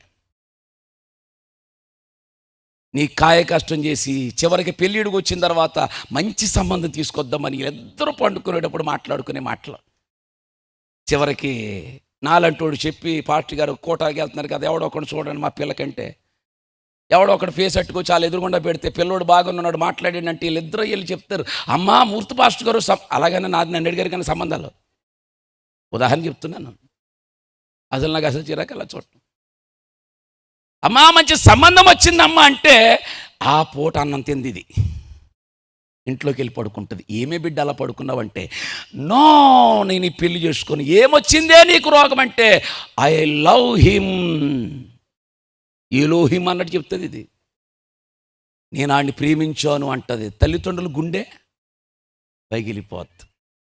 నేనేమంటున్నానంటే, సంసోను ప్రేమించాడు అంటూ తప్పని నేను అన్ను. నువ్వు ప్రేమించో పెళ్లి చేసుకున్నావు సక్సెస్ అయ్యావు, నీది కూడా నేను తప్పన్నాను. ఒక్కటి మాత్రం వాస్తవం చెప్తాను మీకు నేను, సంసోను ప్రేమించిన అమ్మాయినే పెళ్లి చేసుకున్నాడు. సంసోనుతో ఉంటేనే రకరకాల ప్రశ్నలు వేసి అది క్వశ్చన్ బ్యాంకులో తయారైంది. చివరికి వాళ్ళ నాన్న సంసోను ఎదురుగుండానే తన స్నేహితుడు కొడుక్కి ఆ కూతుర్నిచ్చి పెళ్లి చేసేసాడు. ఇంకా మా ఓడికి కోపం వచ్చి రోషం కలిగినాడు కదా, బాడీ బిల్డర్ కదా, తోటలోకి వెళ్ళిపోయి నక్కలను పట్టుకున్నాడు. నక్కలని తోకలు కట్టి తొంటలు కట్టి పొలాలు పాడు చేసాడు. ఎందుకు వచ్చిన కర్మరా? అదే జాంగిరీని జిమ్మిచ్చిని తింటే గొడవ ఉండదు కదా. అక్కడికి వెళ్ళి మొత్తం తగలెట్టిన తర్వాత వాళ్ళందరూ ఎంక్వైరీ చేశారు, మన తోటలు పాడైపోవడానికి గల కారణం అంటే పలానా అల్లుడు వేసేయండి అని వాళ్ళు చంపేశాడు. విషయం ఏంటంటే అప్పుడు అనుకున్నాడు, చిచి ఇంక ఈ పెళ్ళి నాకు వచ్చరాట్లేదు కదా, లవ్లో పడదామని దాని ఊళ్ళో పడ్డాడు. వెళ్ళి పాముళ్ళో మొత్తం పట్టుకుంది, రహస్యం తిప్పుకుంది, శత్రువు చేతికి అప్పగించింది. వాళ్ళు ఏం చేశారు, 2 కళ్ళు పీకేశారు, సంఖ్యలతో బంధించారు, తిరగలే విసిరించారు. నేను అంటాను, ఎవడి చేతిలో ఇశ్రాయేలుని విడిపించాలో వాడి చేతిలోనికి మనోడు బందీగా వెళ్ళిపోయాడు. ఎవరినైతే తిరిగి విడిపించాలో వాళ్ళ దగ్గరికే తిరిగాడు. అందుకని వాళ్ళ కళ్ళు పీకేశారు, బంధించేశారు, తిరగలే. 3 ఇంగ్లీష్ పదాలు చెప్తాను మీకు వీడి గురించి గుర్తుండడానికి. ఏమిటా 3 ఇంగ్లీష్ పదాలు అంటే, కళ్ళు పీకేశారు కదా బ్లైండింగ్, కట్టేశారు కదా బైండింగ్, తిరగల విసిరారు కదా గ్రైండింగ్. 3 చెప్పండి. మొదటిది బ్లైండింగ్, మొదటిది బ్లైండింగ్, రెండవది బైండింగ్, కట్టేశారు, మూడవది ఈ మూడు గుర్తుపెట్టుకోండి. నిండు నూరేళ్ళు ఆరోగ్యవంతుడిగా బతకవలసిన వాడు ఇంచుమించు 45 సంవత్సరాల లోపులోనే అర్జంతరంగా చనిపోయాడంటే పాము కరిచేసిందండి. పాము నోట్లోకి వెళ్ళిపోయాడు. పిల్లలు ప్రేమల పేరు చెప్పి పాముల నోట్లోకి వెళ్ళిపోతున్నారు. తమ్ముళ్ళు నేను మాట చెప్తున్నాను, ఇవాళ ప్రేమ చాలా ఈజీగా చేతిలోకి వచ్చేసింది. ఆ ప్రేమ సక్సెస్ అవ్వచ్చు, సక్సెస్ కాకపోవచ్చు. కానీ ఒక మాట చెప్తాను, ఈ ప్రేమ కేవలం నీ సెల్ ఫోన్ల దాకా వస్తుందేమో, నా దేవుని ఆగాగపే ప్రేమ నీ జీవితంలో రాగలిగితే ఏ పాము జోలికి నీ జోలికి రాదో నా దేవుడు కౌగిట్లో పెట్టుకుని పరలోకం దాకా తీసుకుని వెళ్తాడు. రెండు చేతులు పైకెత్తి కొట్టండి సంతోషంగా. కంచె దాటువానిని పాము కరుస్తుంది. ఆమెను చెప్పాలి. సంసోను దాటేశాడు, పాముకు దొరికేశాడు. యోసేపు దాటలేదు, పాముకి దొరకలేదు. పైగా యోసేపుని దేవుడు ఎంత ఆశీర్వదించాడంటే దేశానికి ఆహారం పెట్టే అన్నదాతగా చేశాడు. గట్టిగా స్తోత్రం చెప్పండి ఒకసారి. నువ్వు దేవుని చేతిలో ఉంటే 10 మందికి పెట్టేవాడుగా చేస్తాడు. లేదు సాయితానిగాడి చేతిలోకి వెళ్తే 10 మంది దగ్గర అడుక్కునేవాడిగా అయిపోతావు. ఈ షాప్ అనుకుంటారో మాట అనుకుంటారో నాకు తెలియదు, కానీ బయటకు వస్తే పాము నిన్ను కరిచేస్తుంది. మళ్ళీ షాప్కి మొదటి రోజు పాస్టర్ గారు శపించాడన్నమాట. కంచె దాటవద్దు, పవిత్రత అనే కంచె పెట్టుకున్నాడు. దాటిన సంసోను చచ్చిపోయాడు, దాటలేని యోసేపు బ్రతికాడు. అల్లెలో చెప్పండి. మొదటి కంచె నిబంధన రక్తం, ఇశ్రాయేలీయులు దాటలేదు, రాహాబు కుటుంబం దాటలేదు. రెండవ కంచె పవిత్రత అనే కంచె, యోసేపు దాటలేదు, బ్రతికాడు, పాముతో ఏమి చేయలేదు. సంసోను దాటాడు, కరిసేసి చచ్చిపోయాడు. యోబు గ్రంథం 1వ అధ్యాయం 10వ వచనం, 3వ కంచెకు వస్తున్నాను. యోబు గ్రంథం 1వ అధ్యాయం 10వ వచనం. నీవు అతనికిని అతని ఇంటి వారికిని అతనికి కలిగిన సమస్తమునకు చుట్టూ కంచె వేసితివి కదా, నీవు అతనిని అతని చేతి పనిని దీవించుట చేత అతని ఆస్తి దేశములో బహుగా. ఎవరి చుట్టూ కంచె ఉంది? యోబు చుట్టూ కంచె ఉంది. నా వైపు చూడండి. ఏమిటి యోబు చుట్టూ ఉన్న కంచె అంటే ప్రార్థన అనే కంచె. నాతో చెప్పండి, ప్రార్థన అనే కంచె. మీకు దీని వివరాలు నేను చూపిస్తాను. యోబు గ్రంథం 1వ అధ్యాయం 5వ వచనం చదవండి. 1వ అధ్యాయం 5వ వచనం. వారి వారి విందు దినములు పూర్తి కాగా. వారి విందు దినాలంటే ఎవరే? యోబు పిల్లలే. పూర్తి కాగా యోబు తన కుమారులు పాపము చేసి తమ హృదయములలో దేవునిని దూషించురేమో అని వారిని పిలవనంపించి వారిని పవిత్రపరిచి అరుణోదయమున లేచి వారిలో ఒక్కొక్కరి నిమిత్తమై దహన బలి అర్పించుచూ వచ్చెను. యోబు అప్పుడప్పుడు అలాగు చేయుచుండెను. మీరు అడ్డబడి దెబ్బలాడతారనుకున్నాను నేను. అప్పుడప్పుడు నా నిత్యమునా. ఇప్పుడు నా వైపు చూడాలి. చాలా ఒక విషయం చెప్తాను మీకు. నేను ఏ విషయాన్ని సింపుల్గా తీసుకోవడానికి లేదు. యోబు నిత్యము అలాగే చేశాడట. యోబు డౌట్ ఏంటంటే వీళ్ళు తిట్టుంటారు, తాగేసి తిట్టుంటారని. ఎందుకంటే అలా ఆ రకమే, తాగి తిట్టే రకమే. ఇప్పుడు యోబు ఏం చేస్తున్నాడట? తమ పిల్లలు ఒకవేళ ద్రాక్షారసము తాగి దేవుని దూషించి హృదయములలో పాపము చేసి తిరేమోనని వారి నిమిత్తం దహన బలులు అర్పించాడట. ఆమెను చెప్పండి ఒకసారి. ఎంతమంది పిల్లలు? 10 మంది. 7 కుమారులు, 3 కూతుళ్ళు. ఇప్పుడు యోబు ఈ పిల్లల్ని ఏ కంచెలో పెట్టాడు? ప్రార్థన కంచెలో. ఆమెను చెప్పండి. అడుగుతాను, దహన బలి అర్పించాడు కదా. మీకు సింపుల్గా ఒక టైం అప్పగిస్తాను. యోబు కష్టం ఎంతో మీకు తెలియాలి. పిల్లల కోసం ఎంత కేర్ తీసుకున్నాడు, పిల్లల్ని ఎలాంటి కంచెలో ఉంచాడో తెలియాలి. దహన బలి అర్పించాలి అంటే సింపుల్గా తీసుకుంటాం మనం. ఎంత ప్రాసెస్ చెప్పమంటారా? 10 మంది పిల్లలు కదా, ఒక్కొక్కరి నిమిత్తమే అర్పించాడు తప్ప అందరిది కలిపి ఒకటి అర్పించలేదు. ఓకేనా? ఇప్పుడు ఆ ప్రాసెస్ చెప్తాను, చాలా జాగ్రత్తగా వినండి. దహన బలి అర్పించాలంటే మందలోకి వెళ్ళాలి. అర్పించేవాడే వెళ్ళాలి. మీకు తెలుసా? అంటే ఇప్పుడు యోబు ఎక్కడికి వెళ్ళాలి?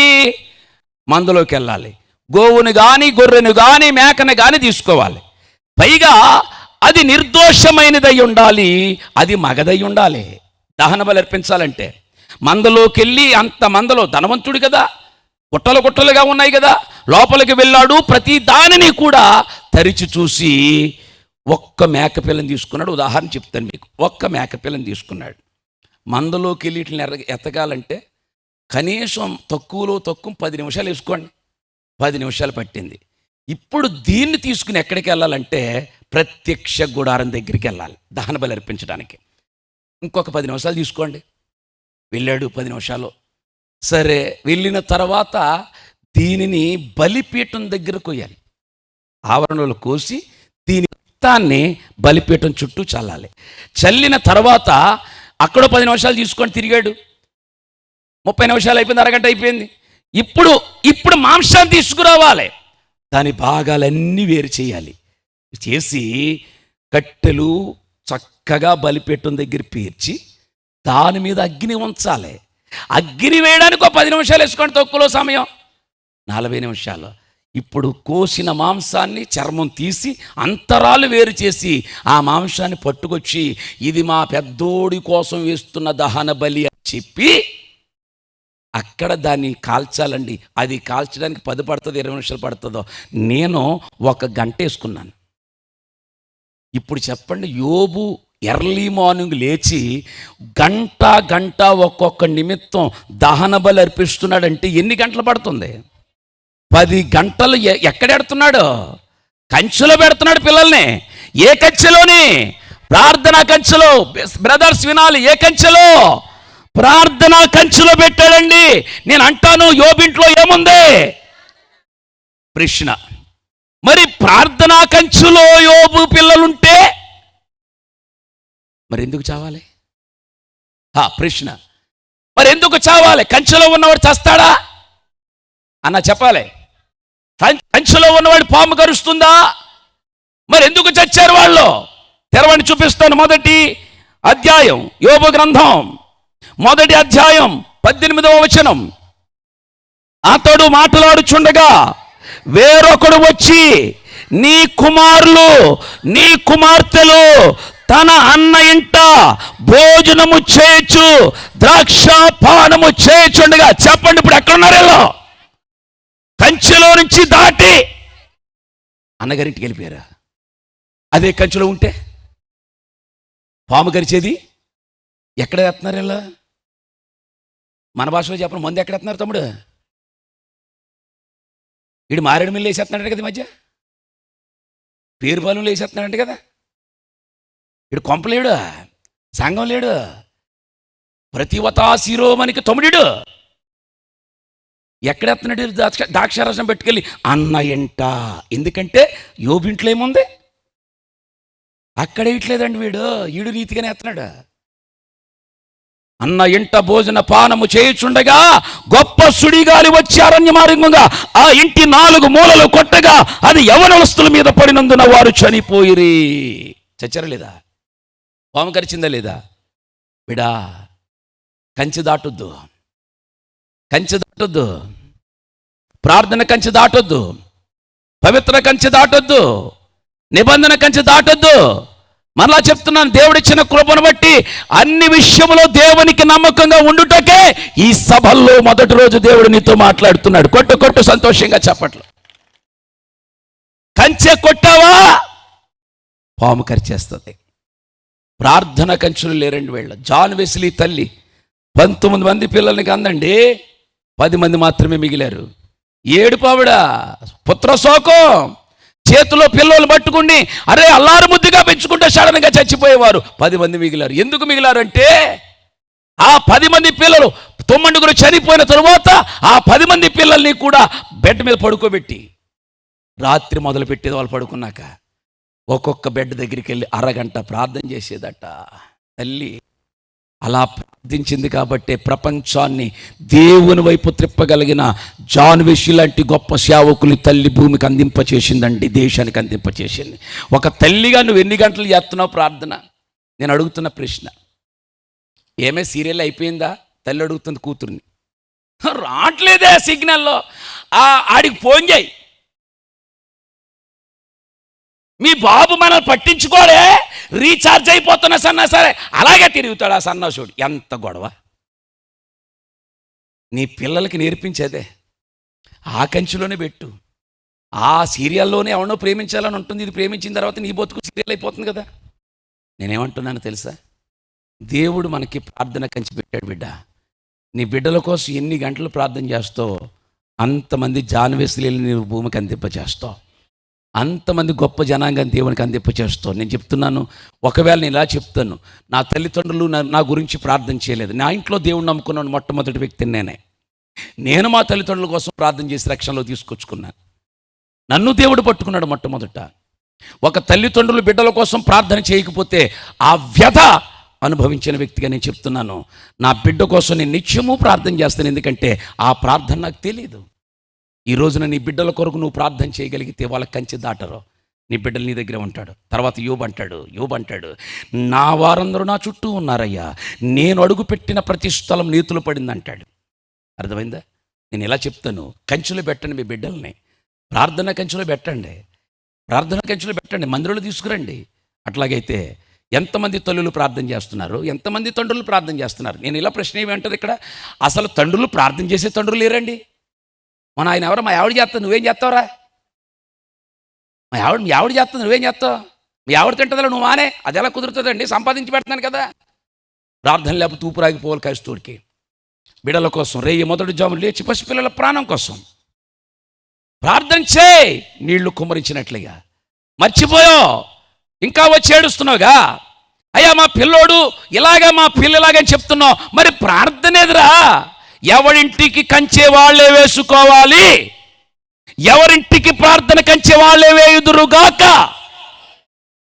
ఇందాక అయ్యగారు నేను రాగాను మాట చెప్తున్నారు. మా చిన్నోడి దగ్గరికి వచ్చారండి, మళ్ళీ మా పెద్దోడి దగ్గరికి వచ్చారండి. అబ్బా ఎంత కంచేసుకున్నాడు ఆయన కంచేసుకున్నాడు కాబట్టి మేము వచ్చి ప్రసంగం చేస్తున్నాం. దేవుడు మీకు ఇచ్చిన కృప. మీ పిల్లలను కూడా రానున్న దినాల్లో మంచి సేవకులుగా వాడబడునుగాక, కంచులో ఉండి అద్భుతమైన సేవకులుగా వాడబడుదురుగాక. ఇలా నేను చెప్తాను, దేవుడిచ్చిన మహాకృపను బట్టి చిట్ట చివరి దినాల్లో ఉన్నాం. కంచెలోకి తీసుకురండి మీ పిల్లల్ని. మొదటి కంచె నిబంధన రక్తం, రెండవ కంచె పవిత్రత, మూడవ కంచె ప్రార్థన, నాలుగవ కంచె చెప్పి నేను ముగిస్తాను. మత్తయి సువార్త 16:18.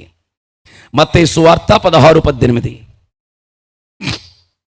మరియు నీవు పేతురువు, ఈ బండ మీద నా సంఘమును కట్టుదును, పాతాళలోక ద్వారములు దాని ఎదుట నిలవనేరవని నేను నీతో చెబుతున్నానన్నాడు పేతురుతో. ఇట్లా చూడండి, ఈ పాయింట్ బాగా అర్థం అవ్వాలి మీకు.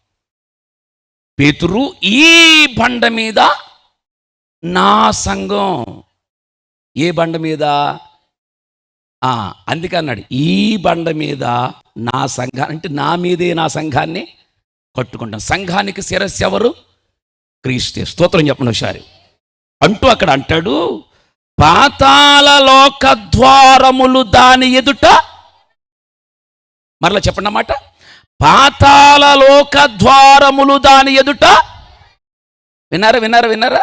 అంటే ఇప్పుడు నేను అడుగుతున్న ప్రశ్న, సంఘం ఎదుటేమున్నాయి? సింపుల్గా చెప్పండి, పాతాళం ఉంది. సంఘం బయటేముంది? పాతాళం ఏం తెరుచుకుని ఉంటుంది? నోరు తెరుచుకుని ఉంటుంది. సంఘం లోపల ఉంటే దేవునితో ఉంటావు, సంఘం దాటి వస్తే పాతాళంలో పడతావు. పాతాళములో దాటకుండా నా దేవుడు నీకు ఇచ్చిన అద్భుతమైన కంచె, ఆయన స్వరక్తమిచ్చి సంపాదించిన ఆయన సంఘం. అలా కొట్టరే, సంతోషంగా కొట్టండి. దేవుడు మనకిచ్చిన అద్భుతమైన కంచె సంఘం. సంఘం అనే కంచెలో ఉన్నవాడు సేవకుడి ద్వారా వాడబడతాడు, లేదా పాతాళములో నువ్వు మృంగివేయబడతావు. అందుకు దేవుడిచ్చినటువంటి గొప్ప కృప. ప్రకటన గ్రంథం 12:4. ప్రకటన గ్రంథం 12:4.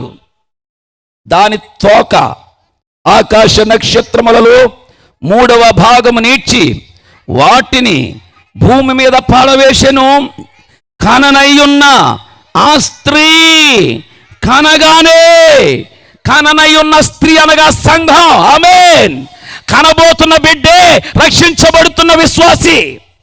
ఇది ఇశ్రాయేలుల చరిత్ర. ఇశ్రాయేలుల చరిత్రలో కననయ్యున్న స్త్రీ ఇశ్రాయేలు జనాంగం విడుదల కాబోతున్నారని. సాతానుగాడి చేతులు ఉన్నంతసేపు ఏమీ చేయడు, దానిలో నుంచి బయటకు వస్తే మింగలని చూస్తాడు.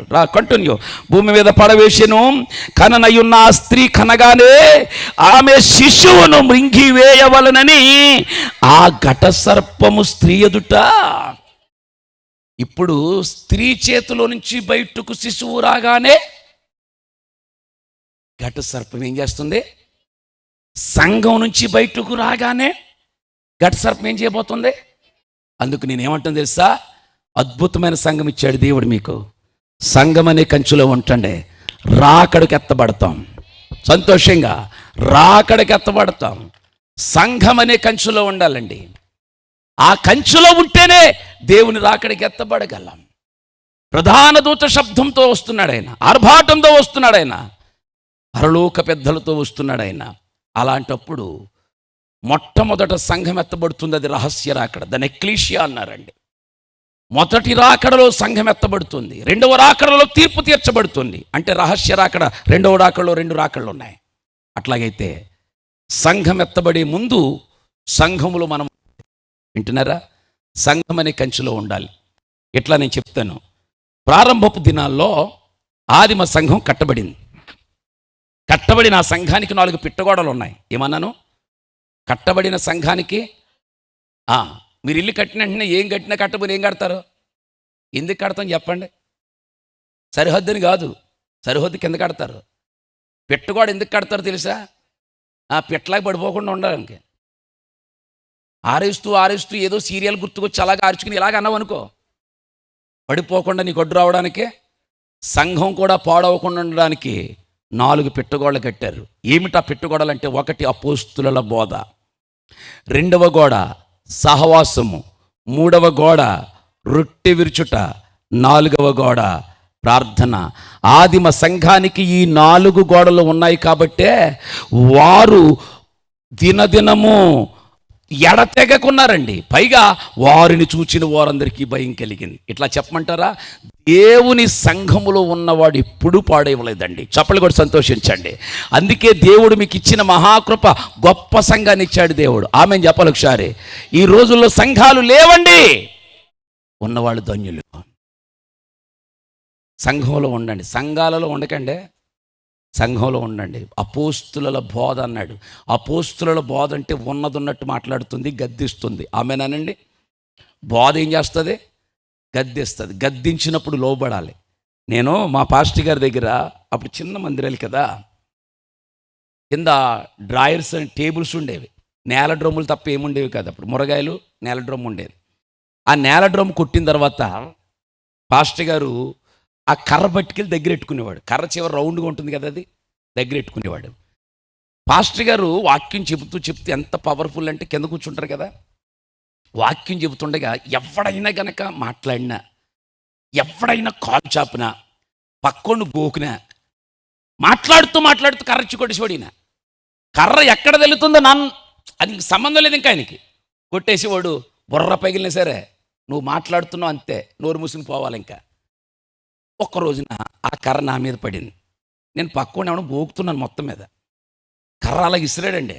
ఇసిరేసరికి చాలా తెలివైనోడు నేను. ఇలా పక్క తప్పుకున్నాను. పక్కడు తెలియని కర్ర. మరి ఏంటనుకుంటున్నాను నేనంటే అన్నానండి. అది చూశాడు మా పాస్టర్ గారు. ఒరే కర్ర ఇలా పట్టరా అన్నాడు నన్ను. కర్ర పట్టరామంటే నిన్నే పట్టరా అన్నాడు నన్ను. పట్టుకెళ్ళాను. చేయి చాప అన్నాడు. అంతమంది చూస్తున్నారు, మన నిక్కర బ్యాచ్ అప్పుడు. అంతమంది చూస్తున్నారు. చూస్తుండగా చేయి చాప అన్నాడు. చేయి చాపని అలాగా తిరగబెట్టు అన్నాడు. తిరగబెట్టాను. మడువా అన్నాడు. ఇలా మడిచాను. కళ్ళు మూయి అన్నాడు. కళ్ళు మూసానండి. కళ్ళు తెరిచావా కళ్ళ మీద కొడతాను అన్నాడు మా సేవకుడు. అలా చేయి చాపిన తర్వాత ఈ ముడుసులు అంటారు కదా, టప్ప టప్ప టప్ప మన 3 దెబ్బలండి. డిటిఎస్ సౌండ్ వచ్చేసింది. 2 కాళ్ళ మధ్యలో పెట్టి ఏం జరిగిందో నాకు తెలియదు. ఏడుస్తూ బయటికి వెళ్ళిపోయాను. ఊదుకుంటున్నాను. కోపం వచ్చింది ఆయన మీద. ఇంటికి వెళ్ళాను. అప్పటికి మా తల్లిదండ్రులు దేవుడు నమ్ముకోలేదు. ఇంటికి వెళ్ళాను. మా అమ్మ ఇంట్లో ఉంది. ఏడ్చేత్తూ ఇలా ఊదేసుకుంటున్నాను. యారా ఎవడరా నేను కొట్టింది, చెప్పరాడు ఎవడరా అంది మా అమ్మ. పాటలగడ కొట్టాడమ్మా. ఎందుకు కొట్టాడురా? నేను కూర్చుంటూ కొట్టేసాడమ్మా. అమ్మా సత్తా నేను తీసుకురా అన్న. రాంబాబా నేను తీసుకొచ్చి కొట్టేద్దామన్నా అమ్మ. మొత్తం పోగొట్టేస్తున్నాను జనాలు. నేను లాస్ట్ గాని కొట్టడానికి తీరుతుంటే మా అమ్మ కూర్చోరా నేను చూద్దానంది. లోపలికి వెళ్ళింది. లోపలికి వెళ్ళి అందరిని పిలుస్తుందేమో అనుకున్నాను. అరుగు మీద కూర్చున్నాను, మట్టిల్లు ఇలా ఊదుకుంటున్నాను. కొట్టేసాడు అని అనుకుంటున్నాను. నేను 8th క్లాస్ ఎంతో చదువుతున్నాను అప్పుడు. అనుకునేలోగా మళ్ళా మా అమ్మ చీపురు గట్ట పట్టుకొచ్చి తిరగేసి కొట్టేస్తుందని. తిరగేసి కొడుతుంటే ఇలా చూసి, ఏమే నువ్వు కొట్టేసి చంపేద్దాం అనుకుంటున్నారా నన్ను, ఎందుకు కొడుతున్నారని అడిగితే పనికి మాలి సన్నాసేదవ. దైవ సేవకుడు కొడితే ఏంటి? మా అమ్మ దేవుడిని నమ్ముకోలేదు అప్పటికి. దేవుని సేవకుడు కొడితే దెబ్బలాట తీసుకెళ్తావా? ఇంకొకసారి ఆ మాట నా కిందేసి నేను చంపేస్తాను అందండి. నాతో చెప్తాను సాయంకాలం మళ్ళీ చెత్త కొట్టించేస్తాను అన్నది. అప్పుడు నాకు అనిపించింది, అమ్మా సేవకుడని అంత పవర్ ఉంటుందా? దేవుణ్ణి నమ్ముకోలేని వాళ్ళకు కూడా సేవకుడు అంతంత రెస్పెక్టా? మొత్తం 3 వారాలు 4 వారాలు వెళ్ళలేదు. మళ్ళా మందిరానికి వెళ్ళాను. ఒక రోజున పాస్టర్ గారు దగ్గరికి పిలిచాడు. ఎంత లడ్డొండి ఇచ్చాడు, నాకు ఎక్కడ దాచాడు తెలీదు. ఎంత లడ్డొండి ఇచ్చి ఇలా దగ్గర పిలిచి భుజానికి అద్దుకుని అన్నాడు, ఏయ్ సత్యనారాయణ ఓడినాడు, సత్యనారాయణమూర్తి నా పేరు, దగ్గరెట్టుకుని నువ్వు మంచోడురా, బాగా వాక్యం చదువుతావురా, దేవుడి నేను దీవిస్తాడు. కుట్టనని బాధ కలిగిందా? ఏ మాస్టర్ కొడితే మానేస్తావు మందిరం, గుడి, బడి, తప్పు కదా అంటూ దగ్గర చేర్చుకుని ఆ వేళ నుంచి నన్ను ప్రేమించడం మొదలెట్టాడు. మీకు సంగతి చెప్తాను, ఫైనల్గా చెప్తాను. ఆ వేళ తిన్న ఆ సేవకుడి దెబ్బే ఇక్కడ సేవకుడిగా నన్ను నిలబెట్టి ప్రపంచానికి పరిచయం చేసింది. ఆ బోధ నేను విన్నాను కాబట్టే స్థిరంగా నిలబడ్డాను, కాబట్టే బోధలో కంచిలో ఉన్నాను. బలమైన సేవకుడిగా వాడుకుంటున్నాడు. చప్పలు కూడా సంతోషించాను. అపోస్తుల బోధ ఉన్నట్టు మాట్లాడతాడు సేవకుడు. ఇందాక ఎలీషా గారు రోషంగా మాట్లాడుతూ నేను చాలా సంతోషించాను. ఎవడరా కూర్చున్నారు మోటార్ సైకిల్ మీద అని. నిజం, అలాగే అడిగేవాళ్ళు లేక ఇవాళ రెచ్చిపోతున్నారండి జనం. నేనేమంటుంది తెలుసా, దేవుని రాకడకు 4 ఒడ్లు గింజలు పట్టుకెళ్తే చాలు, ఒక బత్త ఇంత ఉంటుంది, ఎందుకు ప్రయోజనం? నేను అంటాను, రోషం కలిగి దేవుని సేవ చేసేది అపోస్తుల బోధ అయితే, అపోస్తుల బోధలో ఉన్నవాడు కూడా రోషం కలిగిన విశ్వాసులా తయారవుతారండి. వాళ్ళ కంచులో ఉంటారు. ఆమె చెప్పాలి. ఒకసారి బోధలు 100 రకాలు వచ్చేసినాయి. ఎలమాకండి, ప్రతి బోధ మీ బోధ కాదు. ఒకడు ఏసునాం అంటాడు, ఒకడేమో సాక్షులు అంటాడు. చచ్చిపోతున్న వీళ్ళందరూ. నేను ఏ బండ్లోకి వచ్చావు ఆ బండ్లో ఉండు సంతోషంగాని, ఆ బోధలో ఉండు. ఆడెవడు ఇత్తడి బిన్ని ఇస్తానన్నాడు మొన్న ఒకడు, బాప్తీసం పొందితేని.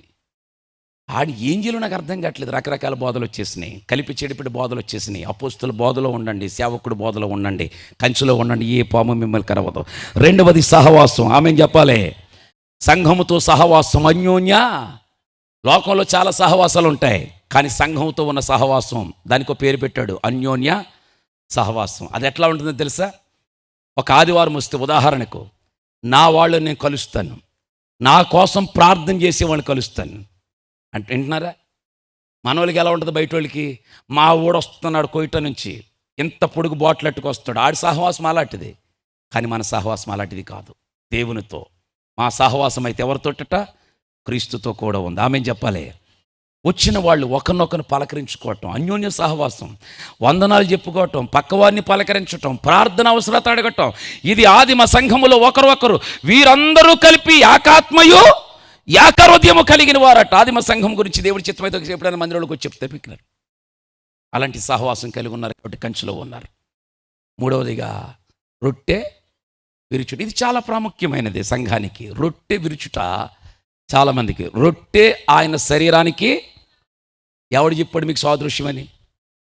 బైబిల్లో ఉందా? బైబిల్లో ఉందా సాదృశ్యమని? ఎవడు చెప్పాడు?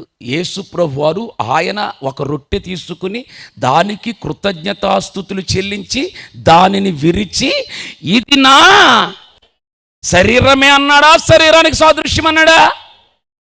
శరీరమే. సాదృశ్యం అయితే తీసుకోవచ్చు, తీసుకోకపోవచ్చు. శరీరమే అన్నప్పుడు దానిలో పాలు పొందులు లేకపోతే నీకు పరలోకంలో పాలు పొందులు. నా రక్తమే this is not a wine, అది రక్తమే. చాలామంది అక్కడ తప్పుపోతున్నారండి. అందుకే 12 గంపలు మిగిల్చాడు ఆయన రొట్టెలు. 12 గంపలు 12 నెలలో అయిపోయాక మరలా 12 గంపలు మిగిలితే సేవకుడి దగ్గర ఆ రొట్టె విరుచుటలో మీరందరూ పాలుభాగస్తులు.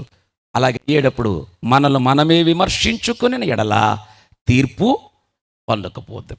విమర్శించుకుని తీసుకోవాలి. ఆడ తప్ప ఆడితే వెళ్ళి తీసుకునేది కాదు. వంట చేసేసి మసిమొక్కంతో వచ్చేసి మోకరింతే ఎవడెవడో. అర్థమైందా?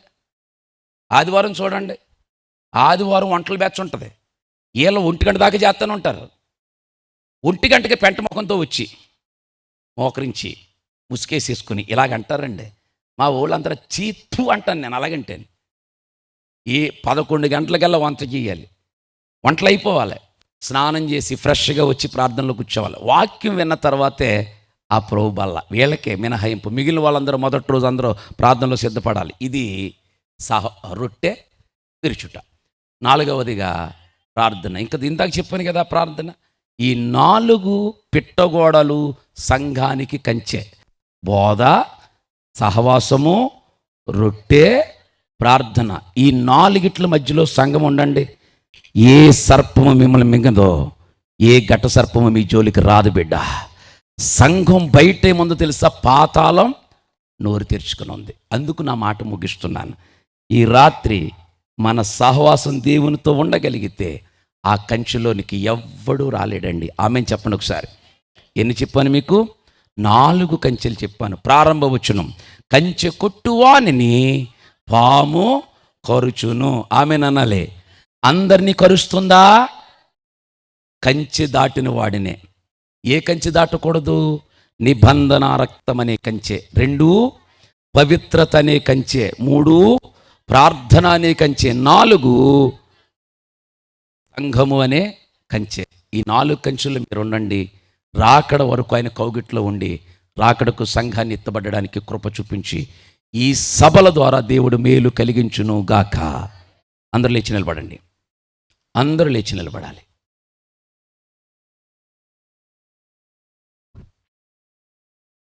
ప్రభువా, చాలాసార్లు దాటేస్తున్నాను కంచె. ఏదైనా ఫంక్షన్ అవుతుంటే సంఘం అనే కంచె దాటి వెళ్ళిపోతున్నాను.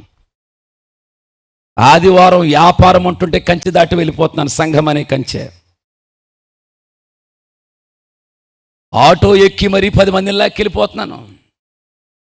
కంచె దాటు వారిని పాము కరుచును. ఎట్లాంటి పరిస్థితుల్లో మనం ఉన్నాం? ఏ కంచె దాటకూడదు. దేవుడు చక్కగా 4 విషయాలు చెప్పాడు.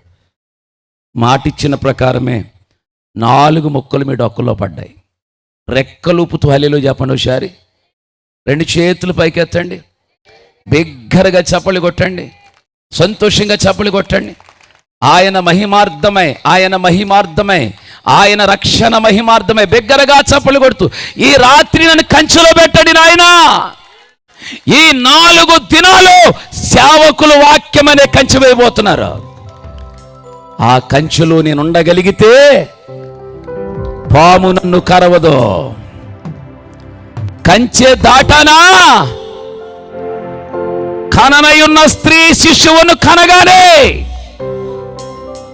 ఆది ఘట సర్పము మృంగివేస్తుంది అన్నాడండి. ఈరోజు దేవుని కంచెలో మనం ఉండడానికి ఈరోజు దేవుడు మనతో మాట్లాడాడు. కళ్ళు మూయండి, అందరూ కూడా కళ్ళు మూయండి. చక్కగా 2 చేతులు పైకెత్తండి. బాప్తిస్మములో నిబంధన రక్తం అనే కంచె ఉంది. పొందు తమ్ముడు, రోజులు బాగుండలేదు నాయన. బయట ఉంటే సాతానుడు ఎత్తుకెళ్ళిపోతాడు బిడ్డ నిన్ను. దేవుడు నీకు అవకాశం ఇచ్చాడు. ఎంత అవకాశం ఇచ్చాడు తెలుసా? కంచె దాటొద్దు. కంచె కొట్టవా, పాము చేతికి దొరికేస్తావు. అది కరిచిందా, బ్రతికే అవకాశం లేదు. కానీ దేవుడు నీకు అవకాశం ఇచ్చాడు. మరొకసారి హెచ్చరించాడు. క్రీస్తు రక్తం అనే కంచె, పవిత్రత అనే కంచె, ప్రార్థన అనే కంచె, సంఘము అనే కంచె. ఈ 4 కంచెల్లో మీరు మీ కుటుంబాలు నిలిచి వర్ధిల్లుదురుగాక. దేవుని రాకడకు ఏ సర్పమునకు దొరకకుండా రాకడకు ఎత్తబడుదురుగాక. రెండు చేతులు పైకెత్తుదాం. అలాగే కళ్ళు మూసుకుని ప్రార్థన చేద్దాం. థ్యాంక్ యూ ఫాదర్, నీ కొందనాలయ్యా, నీ కొందనాలు నాయనా. ఈ రాత్రి నాతో మాట్లాడావయ్యా. నేను కంచె దాటి బయటకు వెళ్ళకుండా నీ కృప నాకు తోడుగా ఉంచండి నాయన, నీ కృప నాకు తోడుగా ఉంచండి తండ్రి. రక్తం అనే కంచె నేను దాటనయ్యా, పవిత్రత అనే కంచె నేను దాటనయ్యా, ప్రార్థన అనే కంచె నేను దాటనయ్యా, సంఘం అనే కంచె నేను దాటనయ్యా. లార్డ్, థ్యాంక్ యూ ఫాదర్ అయ్యా. స్తోత్రం తండ్రి. నీ సన్నిధిలో నేను ఎక్కడికి వెళ్ళకుండా తండ్రి నీ కృప మాకు తోడుగా ఉంచండి, స్తోత్రము నాయన. Praise the Lord. రెండు చేతులు పైకెత్తుతాం. Praise the Lord. Hallelujah, hallelujah. ఎవరు కళ్ళు తెరవరు. రెండు చేతులు పైకెత్తుతాం. ఈ రాత్రి పరిశుద్ధాత్మ దేవుడు స్పష్టంగా సూటిగా నాతోనే మాట్లాడారనా. సంతోషంగా ఆనందించి హృదయంలో దాచుకున్న వాళ్ళు దగ్గరగా కొట్టండి చప్పట్లు, సంతోషంగా కొట్టండి చప్పట్లు. ఈ రాత్రి మీ శబ్దము పరలోకము దాకా వినబడినట్లుగా. కంచె వేసావు మా ఇంటికి, కరుణ చూపావు మా బ్రతుకులు. కంచె వేసావు మా ఇంటికి, కరుణ చూపావు మా బ్రతుకులు.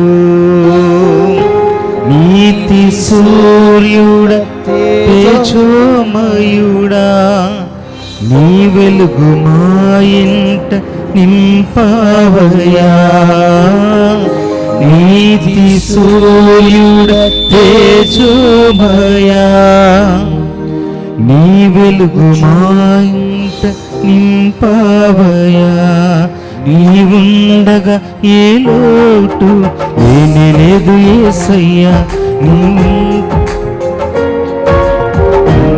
యేసయ్యా, నీవుండగా ఏ లోటు లేనే లేదు యేసయ్యా. నేను నా ఇంటి వారం నిన్నే సేవించేదం. కంచె వేసావు మా ఇంటికి, కరుణ చూపావు మా బ్రతుకులో. అందరం కలిసి పాడదాం. కంచె వేసావు మా ఇంటికి, కరుణ చూపావు మా బ్రతుకులో.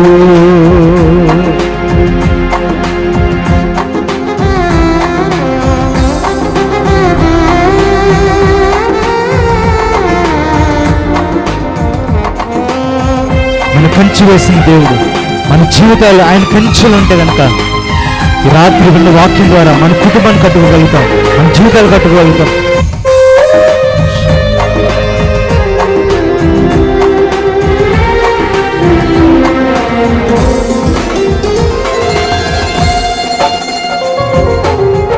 దీన దశలు మేముండగా శోధనలన్నీ దూరము చేసితివి. నీరు కట్టిన తోటగా చేసి ఫలము పంటలతో సమృద్ధినిచ్చితివి.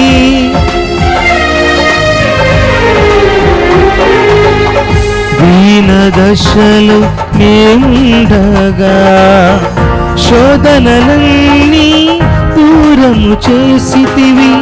నీరు కట్టిన తోటగా చేసి ఫలము పంటలతో సమృద్ధినిచ్చితివి.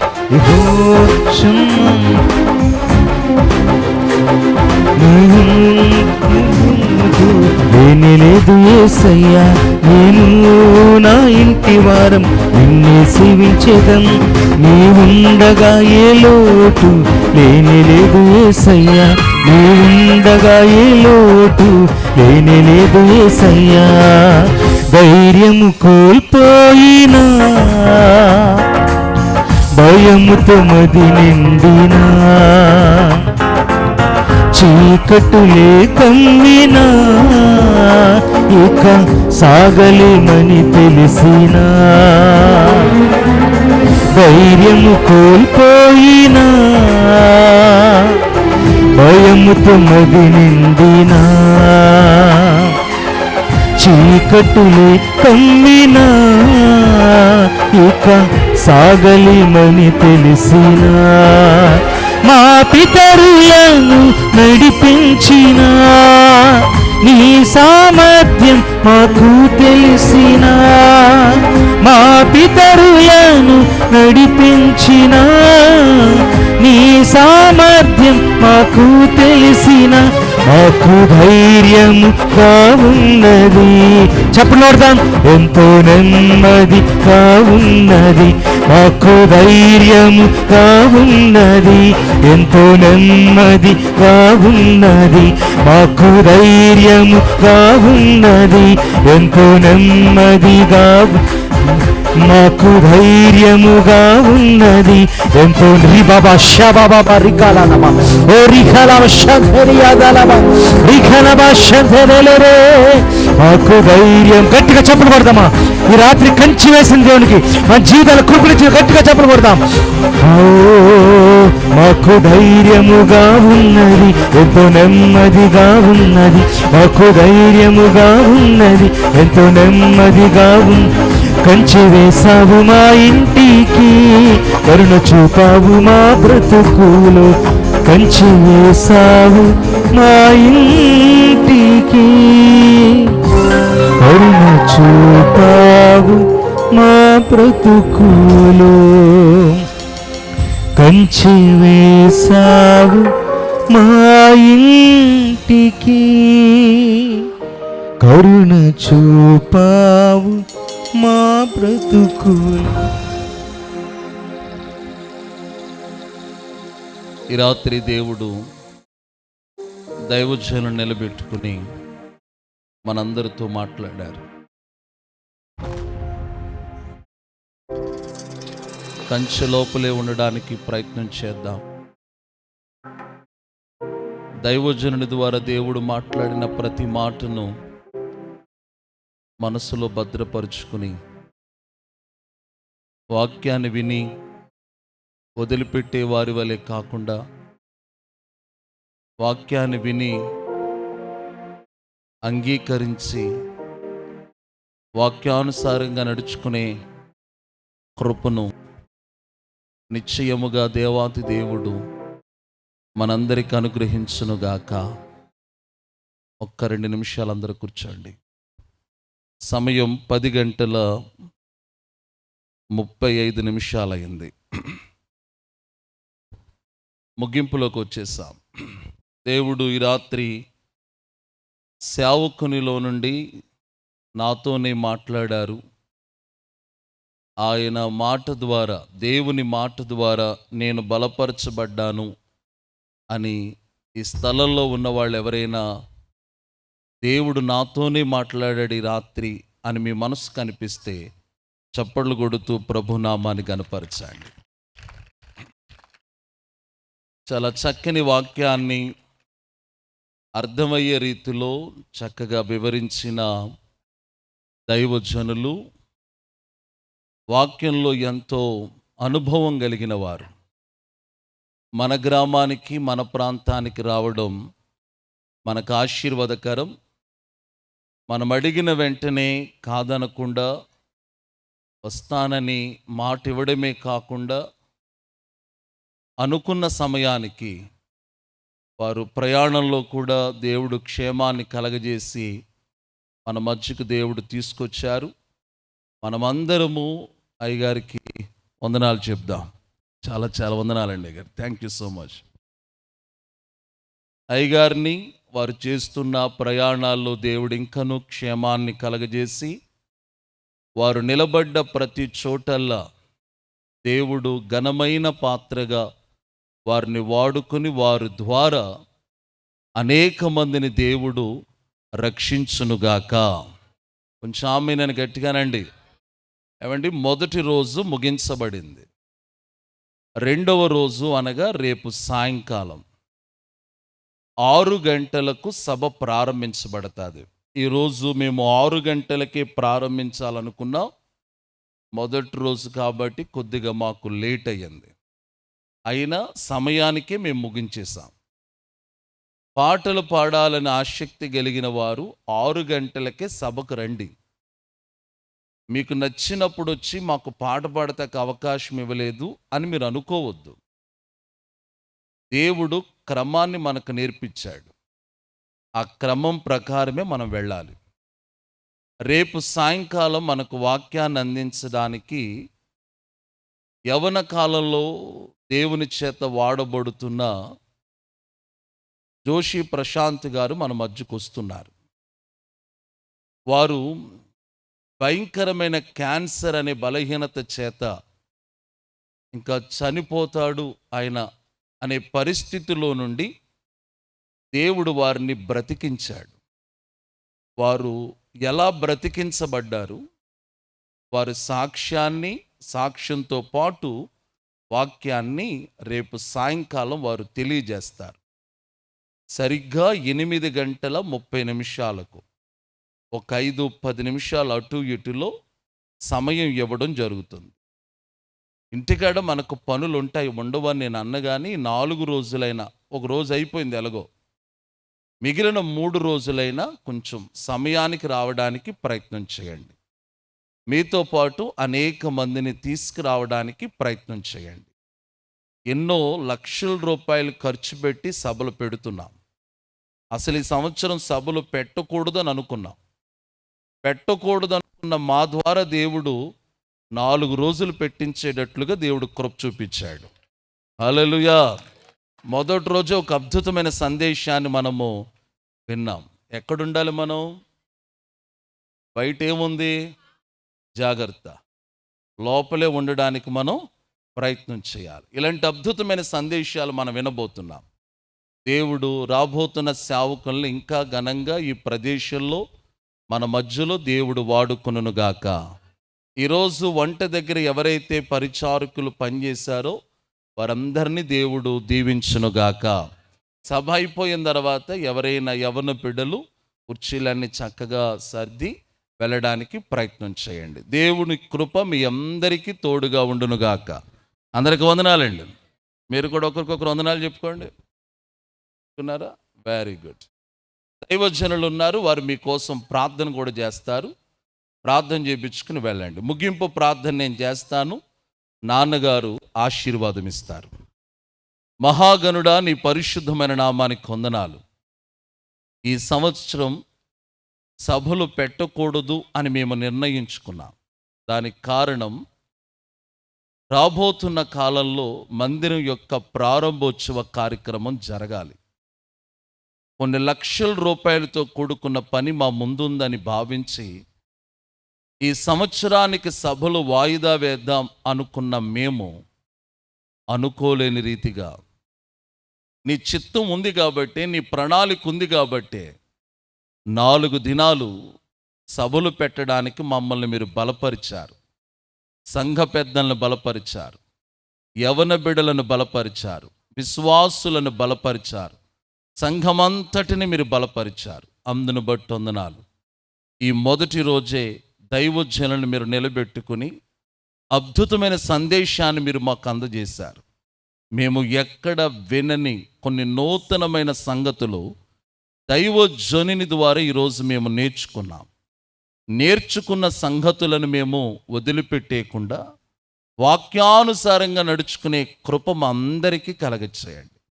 అయ్యగారిని దీవించండి. పగలనక రాత్రనక ప్రయాణాలు చేస్తూ అనేక ప్రాంతాలకు వెళుతున్నారు. ప్రయాణాల్లో క్షేమాన్ని, శుభప్రదమైన ప్రయాణాలను కలగచేయండి. నీ నామ మహిమార్థమై నిలబడ్డ ప్రతి చోటల్లా ఘనముగా మీరు వాడుకోండి. మొదటి రోజే కదా సభ అని చెప్పి నీ బిడ్డలు బద్దకించకుండా, మానకుండా నీ మాటలు వినాలని ఈ మొదటి రోజే ఈ సభా ప్రాంగణానికి వచ్చిన నీ పిల్లలందరినీ మీరు చూచుచున్న దేవుడవు నాయనా. నీ బిడ్డలందరూ అద్భుతమైన వర్తమానాన్ని విన్నారు. ఈ మాటలను బట్టి నీ బిడ్డల హృదయాల్లో గొప్ప కార్యాలు జరుగునుగాక. నీ బిడ్డలు తిరిగి వెళుతున్నారు, ప్రయాణాల్లో క్షేమాన్ని కలగచేయండి. మరలా రేపు సాయంకాలం పెందల కాడే 6 గంటలకల్లా మేము ఈ ప్రదేశంలో కలుసుకోవడానికి కృప చూపండి. వంట దగ్గర ప్రతిరోజు ఎవరైతే పరిచర్య చేస్తున్నారో అలా పరిచర్య చేస్తున్న పరిచారికులందరినీ దీవించండి. ఇక్కడ చాలా డిపార్ట్స్ పనిచేస్తున్నాయి నాయన. ఇక్కడ ఎవరెవరైతే వారికి ఇచ్చిన బాధ్యతలో నమ్మకంగా పనిచేస్తున్నారో వారందరినీ మీరు ఆశీర్వదింపచేయండి. ఈ సభలు ఈ గ్రామానికి మేలుకరంగా ఉంటున్నాయి అని నేను నమ్ముతున్నాను నాయన. ఈ గ్రామానికి ఆశీర్వాదకరంగా ఉంటున్నాయి అని నేను నమ్ముతున్నాను. అద్భుతమైన దైవజనులు ఈ గ్రామానికి మీరు నడిపిస్తున్నారు. దైవజనులను బట్టి గ్రామము దీవించబడునుగాక. ఈ గ్రామములో ఉన్న ప్రజలందరూ దీవించబడుదురుగాక. గ్రామానికి క్షేమము కలుగునుగాక, కృప కలుగునుగాక. చేరి వచ్చిన మీ అందరికీ దేవుని సన్నిధి తోడుగా వచ్చునుగాక, తోడుగా ఉండునుగాక అని ప్రార్థిస్తూ యేసయ్య నామమున అడుగుచున్నాము తండ్రి. యేసు రక్తమే జయము, సిలువ రక్తమే జయం, కలవరి రక్తమే జయం. ప్రభు యేసు నామానికి సంపూర్ణ విజయము కలుగునుగాక. అందరూ లేచి నిలబడదాం. పరమ తండ్రి అయిన దేవుని ప్రేమ, రక్షించిన యేసుక్రీస్తు వారి కృప, ఆదరణకర్త అయిన పరిశుద్ధాత్మ అన్యునత సహవాసము గ్రామానికి, గ్రామ ప్రజలకు, స్థానిక సంఘమునకు, సంఘములున్న విశ్వాసులకు, కుటుంబాలకి, దైవజనులకు అప్పగించబడిన పరిచర్యలకు, ఏర్పాటు చేయబడిన సభలకు, ఈ మొదటి రోజు పునరుత్థాన సభకు వచ్చిన బిడలైన వారందరికీ ఆయన కృప సదాకాలము తోడయుండునుగాక. Amen, amen. అందరికి వందనాలండి. అందరూ క్షేమంగా వెళ్ళండి. దైవజనులు ఉన్నారు, వారితో మీరు ప్రార్థన చేయించుకోవాలనుకున్న వాళ్ళు ప్రార్థన చేయించుకోండి. తిరిగి రేపు సాయంకాలం సభ 6 గంటలకే ప్రారంభించబడుతుంది. పరిచారకులు అనబడిన వారు పరిచర్య చేయండి. క్షేమంగా ఇంటికి వెళ్ళండి. దేవుని కృప మీ అందరికీ తోడుగా ఉండునుగాక. ఆమేన్.